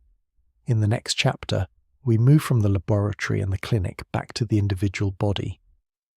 The chapter takes the framework we have built and shows how it expresses day by day in the body of a woman who is currently alive, a woman who is, statistically, in her 60s or 70s, watching this video on her television or her tablet in the evening hours. The chapter is the most personal in this entire investigation because everything we have discussed has been preparation for placing this evidence inside your own physical experience. That is where Chapter 9 begins. Chapter 9. Inside your own body. Everything we have followed so far, the Sidrón bones, the Natufian grandmothers, the Berkeley laboratory experiments, the Hofmeyr skull, the Indus Valley skeletons, the intensive care studies, has been in service of one final understanding, which is the understanding of what is happening right now in the body of the woman who is listening to this. The investigation has been long because the evidence is wide and the claims are specific. But the destination is close to home. The destination is your own physical experience, examined with the framework the evidence has given us. Consider then what is happening inside your body as you sit here, listening to this voice. Inside every cell in your body, except your mature red blood cells, there are mitochondria, small structures that are the descendants of bacteria that joined the ancestral cell lineage roughly 2 billion years ago and never left. The number varies by tissue. The cells of your heart muscle each contain something on the order of 5,000 mitochondria. The cells of your liver, perhaps 2,000. The cells of your skin, a few hundred. The cells of the small intestine, where your body absorbs nutrients, are particularly mitochondria rich, because the work of absorption is energy intensive. The cells of your brain, particularly the neurons and the cells that support them, are also mitochondria rich because thought, perception, and the maintenance of memory all require continuous energy. Inside each mitochondrion, the 37-gene mitochondrial genome you inherited from your mother is being read, transcribed, and translated into proteins. The same genome that your mother inherited from your grandmother and her mother from her grandmother in an unbroken line back 200,000 years to a woman in Eastern Africa. The proteins those genes produce are involved in the production of ATP, the body's energy currency. ATP is being produced in your cells right now in quantities that are difficult to imagine. Your body uses approximately its own body weight in ATP every 24 hours. The molecules are constantly being made, used, broken down, and remade. The process never stops, even in sleep. The mitochondrial DNA you carry has variants in it that reflect, in part, the survival pressures your direct female ancestors faced. If your ancestors lived through famine, your mitochondria likely carry variants tuned for metabolic flexibility. If your ancestors lived at high altitude, your mitochondria likely carry variants tuned for low oxygen function. If your ancestors lived in cold climates, your mitochondria likely carry variants tuned for heat generation. The specific variants you carry are a kind of biological signature of your maternal lineage's history. They are not arbitrary. They were selected by survivals, generation after generation, until they reached you. In your cells, alongside the mitochondrial activity, the X chromosome architecture is operating. You have 2 X chromosomes, one inherited from your mother and one inherited from your father. In each cell, one of the 2 is largely inactivated, but the choice of which one varies from cell to cell, so that across your body the 2 X chromosomes are functioning in roughly equal amounts. This means that for many critical maintenance genes, your body has access to both gene copies. Where a man's body would have only the version on his single X chromosome, your body has both versions, distributed across your tissues. When one version fails, through damage, through mutation, through stress, the other can compensate because it is functioning in some of your cells even if not all of them. This redundancy is one of the structural foundations of the backup system, and it is working in your body continuously. The active management of cellular maintenance, the mitophagy, the heteroplasmy management, the biogenesis, is also operating in real time. As you sit here listening, some of your cells are recognizing damaged mitochondria and breaking them down. Other cells are synthesizing new mitochondria to replace those that have been removed. The turnover never stops. Across your entire body, perhaps several % of all mitochondria are being replaced over the course of a single day. The replacement happens unevenly. Some tissues turn over more rapidly than others, but the process is continuous, and it is, on average, more efficient in your body than in a comparable male body. Now consider how this expresses in your daily life. When you go for a walk, the muscles in your legs require ATP to contract. The mitochondria in your muscle cells ramp up production to meet the demand. They do this more efficiently, on average, than the mitochondria in the muscle cells of a man of comparable age and fitness. You may not feel the difference. The difference is small in the short term. But over the course of years and decades, the small differences compound. Your muscle tissue maintains its function longer. Your aerobic capacity declines more slowly. You retain the ability to do daily physical tasks at ages when men of your generation are losing it. When you skip a meal, your cells receive a signal of caloric reduction. The signal triggers, in your mitochondria, a shift toward partial uncoupling and toward enhanced mitophagy. Damaged mitochondria are recycled. New mitochondria are built. Your cellular maintenance system is, in essence, doing its routine maintenance more thoroughly because the conditions are similar to those it was tuned for. A man's body does similar things in response to a skipped meal, but the response is less pronounced because the underlying architecture is less optimized for it. When you're exposed to cold, when you walk outside on a winter morning, when your house temperature drops at night, when you stand near a window in a drafty room, your mitochondria can shift toward heat generation through partial uncoupling. You may feel the effect as warmth in your hands, in your feet, in your core. The effect is, on average, more pronounced in women than in men, particularly in older women whose mitochondrial architecture has been operating for decades and accumulating the kind of fine-tuning that comes with continuous use.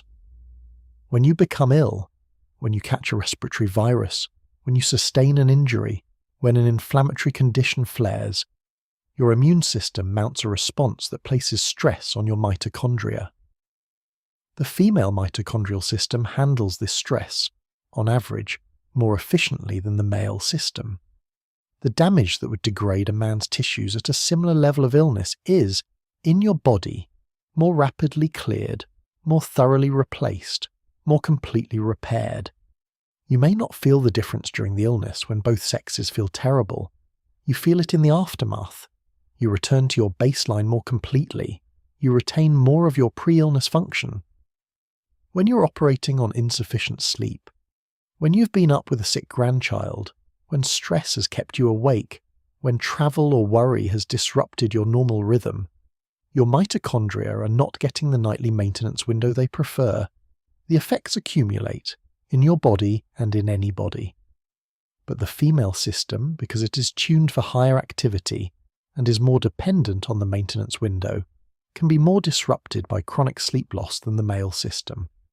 This is part of why women, on average, suffer more from chronic sleep deprivation than men of equivalent age and condition.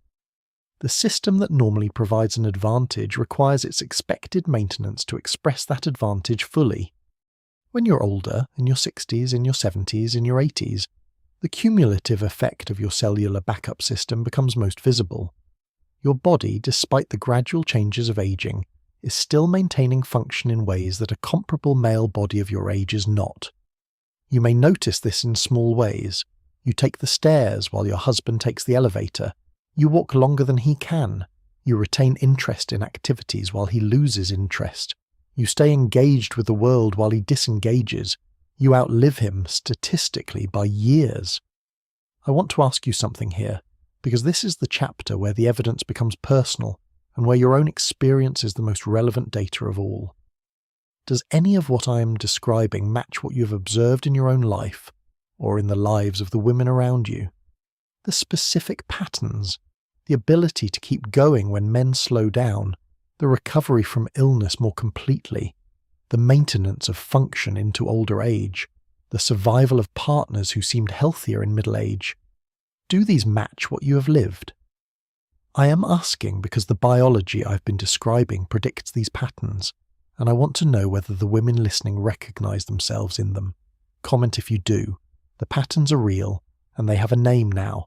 The name is the backup system, and the women listening to this are the living evidence that the system works. There is one more dimension of this expression that I want to make explicit, because it has direct consequences for how you live the years ahead.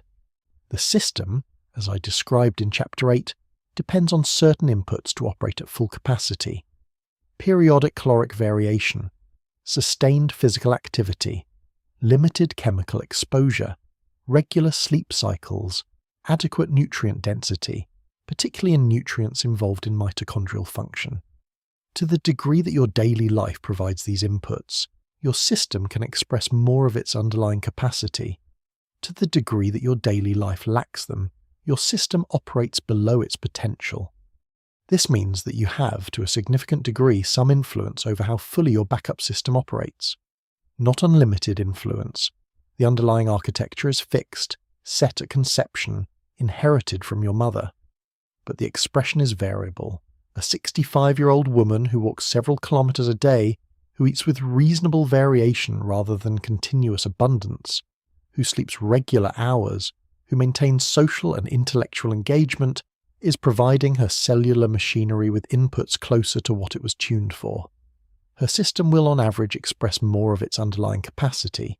She will on average age more slowly. She will on average maintain function for more years. This is not a guarantee. It is a statistical pattern based on the mechanisms we have discussed. But the pattern is well supported, and the underlying biology makes it intelligible. The contrast with the standard medical framing of aging is worth noting here. The standard framing treats aging primarily as decline, with interventions designed to slow particular components of the decline: bone density medications, blood pressure medications, statins, cognitive supplements. The framing we have been developing across this video treats aging as the expression of an underlying biological system under particular operating conditions. The system is robust.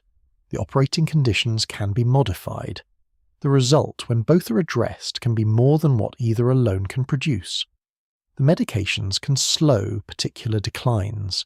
The operating conditions can support the system that resists decline in the first place.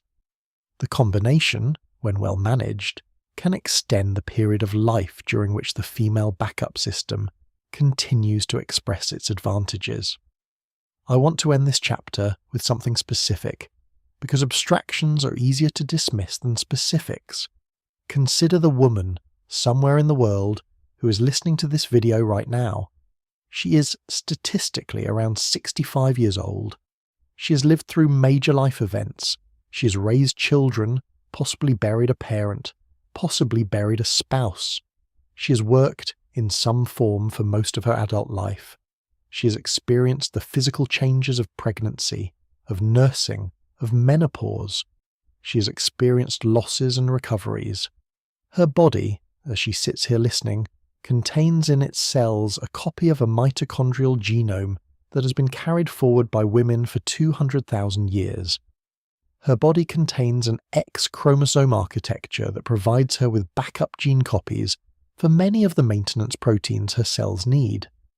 Her body, despite all that it has been through, continues to operate, to maintain itself, to repair what can be repaired. The backup system is working in her right now as she listens to this voice. It will continue working tomorrow and the day after, and through every year she has left to live. She is the latest link in a chain of survivals that stretches back farther than written history. The chain did not break. It will not break with her, because she has already lived long enough to have ensured, if she has daughters or granddaughters, that the line continues. But even apart from inheritance, even if she has no biological daughters at all, her own body is the proof that the system works. She's alive. She's in her 60s or 70s. She's intelligent enough and engaged enough to be listening to a 2-hour video about her own biology. That fact alone is evidence that her cellular machinery has been doing its job, decade after decade, without instruction, without praise, without rest. In the final chapter, we will look at the most recent piece of evidence, a finding that has emerged only in the past few years, and that places everything we have discussed in a slightly deeper light. The finding has not been widely publicized. It is technical, and it requires the framework we have already built to appreciate. But it is, for those who have followed the full investigation, the moment when the picture becomes complete. That is where Chapter 10 goes. Chapter 10, the finding nobody expected. In 2021, a team led by mitochondrial geneticist Vamsi Mutha at the Massachusetts Institute of Technology and Harvard Medical School published the results of a study that, on its surface, was a technical addition to existing literature on mitochondrial function. The study was a comprehensive analysis of mitochondrial protein composition across different human tissues and across the human lifespan. It used a method called quantitative proteomics, a technology that allows researchers to measure not just which proteins are present in a sample, but how much of each protein is present. The data set Mutha's team generated was one of the largest of its kind ever produced. Buried in the analysis, in a section that received little popular attention, was a finding that has direct bearing on everything we have followed in this video. The finding is the final piece of evidence I've held back specifically for this chapter, because it casts what we have already learned in a different and deeper light. The finding is this: the protein composition of mitochondria in female cells differs systematically from the protein composition of mitochondria in male cells in ways that go beyond what would be predicted by the mitochondrial DNA differences alone. To unpack this, we have to remember that the 37 genes in the mitochondrial genome do not by themselves encode all the proteins a mitochondrion needs to function. Most mitochondrial proteins, over 1,000 of them, are encoded by genes in the cell nucleus, on the regular chromosomes, and are then transported into the mitochondrion after they are made. The mitochondrion is, in essence, a partnership between the small mitochondrial genome and the large nuclear genome. The 37 mitochondrial genes encode mostly proteins involved in the core machinery of ATP production. The 1,000+ nuclear encoded mitochondrial proteins handle everything else: quality control, biogenesis, mitophagy, the import of small molecules, the production of metabolites the cell needs, the signaling between the mitochondrion and the rest of the cell. Mutha's team found that the relative abundance of these nuclear-encoded mitochondrial proteins differs between male and female cells in consistent patterns. Proteins involved in mitochondrial quality control and in mitophagy are present at higher levels in female cells. Proteins involved in mitochondrial biogenesis are also present at higher levels in female cells. Proteins involved in the import of stress response molecules are present at higher levels in female cells. The pattern was consistent across multiple tissues: heart, liver, muscle, brain, and it was particularly pronounced in older cells. What this means is that the female mitochondrial advantage is built not only into the mitochondrial DNA itself, but also into the nuclear DNA, in the form of higher baseline expression of mitochondrial maintenance proteins. The system is even more thoroughly engineered than previous chapters suggested. It is not just the small ancient genome that has been tuned by female survival selection. The nuclear genome, in its handling of mitochondrial maintenance, has also been tuned. The two genomes work together in the female body to produce a cellular maintenance system that exceeds the sum of its parts. This is the final piece I have held back. The female backup system is more comprehensive than the Sidrón mitochondria alone would suggest, more comprehensive than the Berkeley laboratory work alone would suggest, more comprehensive than the intensive care findings alone would suggest. It is built into the nuclear genome as well as the mitochondrial genome. It is built into the X chromosome and into the regular chromosomes. It is built into the protein composition of every cell in every tissue throughout the female body. It was built across hundreds of thousands of years by countless generations of female survival, refining every level of the system that could be refined. The implications of Mutha's finding extend in several directions. For the understanding of aging, it suggests that the female advantage in late-life function is even more deeply structural than previously understood. Not a matter of one or two adjustable parameters, but a comprehensive architectural difference that runs through the entire cellular maintenance apparatus. For the understanding of disease, it suggests that diseases involving mitochondrial dysfunction will tend to present differently in men and women, because the underlying machinery is different in its protein composition. For the understanding of pharmacology, it suggests that drugs targeting mitochondrial function may have different effects in male and female patients, because they are acting on systems that differ in detail. For the understanding of evolution, it suggests that female survival pressures have shaped human biology even more thoroughly than the inheritance geometry alone would have predicted. But the most relevant implication for the women listening to this video is closer to home. The finding suggests that the backup system is not a single feature, not a single hormone, not a single gene that one might lose or that might fail. It is distributed throughout the cellular machinery. It is in the mitochondrial DNA. It is on the X chromosome. It is in the abundance of nuclear-encoded mitochondrial proteins. It is in the active management of mitophagy and biogenesis. It is, in essence, built into the architecture of female cells at multiple levels simultaneously. To lose it entirely, all of these levels would have to fail at once, which does not happen in any natural condition. To experience reduced expression, particular inputs are missing or particular stresses are imposed, as we discussed in Chapter 8. But the underlying system is not a single point of failure. It is a distributed network of advantages that work together. This is, in a sense, the most reassuring finding in the entire investigation. The system that has carried the female line through 200,000 years of human history is not a fragile feature easily lost. It is a robust, multi-layered architecture that is present in every female body, that operates at multiple levels, and that has redundancies built into its redundancies. The bones at El Sidrón, the Natufian grandmothers, the Indus Valley women, the Tianyuan lineage, the modern intensive care survivors, the ultra-endurance athletes, all of them carried and carry the same fundamental architecture. The architecture has been refined over hundreds of thousands of years of selection. It is still being refined. The latest research, including Mutha's, continues to reveal additional layers of the system that previous research did not have the tools to detect. If this video has succeeded in what it set out to do, the women listening have, by this point, a substantially different understanding of their own bodies than they had at the beginning. The female body is not a fragile body. It is not a body that exists primarily as a variation on a male standard.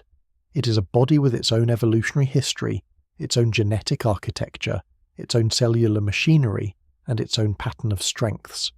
The pattern is real. It is documented. It is built into the genome you inherited from your mother and the genome you inherited from your father. It is built into the cells of your heart and the cells of your brain and the cells of your skin. It is built into the architecture of inheritance itself, which has filtered every variant in your mitochondrial DNA through female survival, generation after generation, until those variants reached you. This is what the title of this video promised. The female body has a backup system men were never given. The backup system is real.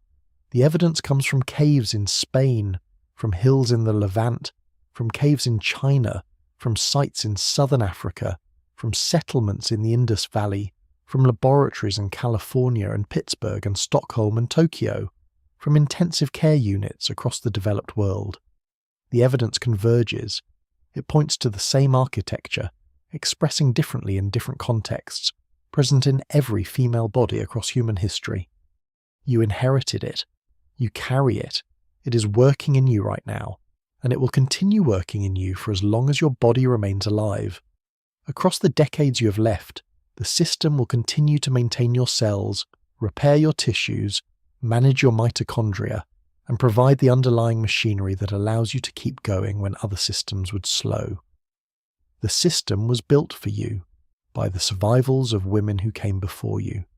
It is your inheritance, in the deepest biological sense of that word. There is one more thing the evidence allows us to say, and it is the last specific claim of this investigation. The system continues to evolve. Selection has not stopped operating. The women whose bodies have survived modern conditions, the women whose mitochondria have handled the novel stresses of industrial life, who have maintained function through chemical exposures and sleep disruption and chronic abundance, are passing forward to their daughters and granddaughters slightly different versions of the system than their grandmothers carried. The architecture is being refined again in real time by the conditions of the present. The women alive today are not the endpoint of the system's evolution. They are the latest generation in an ongoing process. The system will continue to be shaped by what works for women across the coming generations, just as it has been shaped by what worked for women across all the generations before. In that sense, the story we have been following does not end. It continues.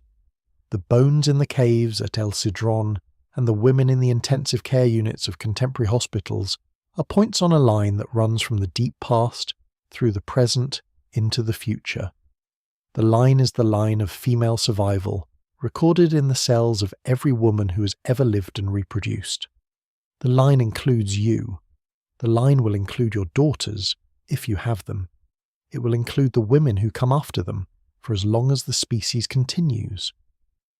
The backup system is, in the most literal possible sense, the inheritance the female line has carried, refined, and passed forward across the entire history of human existence. There is one detail from Mutha's study that I will leave you with, because it is small and specific and it stays in the mind. Among the nuclear-encoded mitochondrial proteins that are present at higher levels in female cells, there is a particular protein called PGC1 alpha. PGC1 alpha is sometimes called the master regulator of mitochondrial biogenesis, the molecule that, more than any other, signals to the cell that it is time to build new mitochondria. The female cell, on average, produces more PGC1 alpha than the male cell. The difference is small in young people. It grows with age. By the time we look at older women and older men, the female cells are producing more of the molecule that signals new mitochondrial construction. They are still, in their 70s and 80s, telling their cells to build new energy machinery. The men's cells, at the same age, have largely stopped sending that signal as strongly. The female cell, in its very late life, is still calling for renewal. The male cell, on average, is not. This is perhaps the deepest image of the backup system. The female cell, even in extreme old age, is still saying to itself, build more, make new, replace what is worn, maintain the system. The signal does not stop. The architecture that produces the signal does not fail. The line that has carried the system forward for 200,000 years continues to express itself in the cells of every woman alive for as long as those cells continue to function. That is what your body is doing right now as you sit and listen. It is still calling for renewal. It is still building. It is still maintaining itself with the same machinery your mother used, and her mother, and every woman in the line behind you. And that is what the evidence shows, and that is what the title of this video named, and that is what the female body, at its deepest cellular level, has always been. Conclusion. When this video began, we stood in a limestone cave on the Croatian coast and looked at the mitochondrial DNA of a Neanderthal woman whose energy machinery had outlasted, in measurable terms, the rest of her genetic material. The image was meant as an entry point, a small specific finding that opened into something larger. This something larger is what we have spent the last 2 hours examining. It is the female body itself, considered not as a variation on a male standard, but as a biological architecture in its own right, with its own evolutionary history, its own cellular machinery, and its own pattern of strengths. The body of the woman who has listened to this video is, in the most literal possible sense, a structure that has been refined across hundreds of thousands of years of survival. The cells in her body contain a mitochondrial genome inherited from her mother, who inherited it from her grandmother, in an unbroken line that reaches back to the late Pleistocene. The genome carries small variations that reflect the survival pressures her female ancestors faced. The cells in her body also contain 2 X chromosomes, providing her with backup copies of many critical maintenance genes. The cells in her body run an active program of mitochondrial maintenance, recycling damaged mitochondria, building new ones, managing the population of mitochondria within each cell, that operates on average more efficiently than the equivalent program in male cells. The cells in her body produce, even in late life, signals that call for the construction of new energy machinery. These features were not given to her by her own efforts. They were inherited. They were the gift of women whose names she will never know, women who lived in caves in Spain and on the slopes of Mount Carmel and in the valleys of the Indus and along the coasts of southern Africa. They lived under conditions that would have killed her, and they survived long enough to pass forward the cellular architecture that has made her own life possible. She is not separate from them. She is the present expression of an ancient line.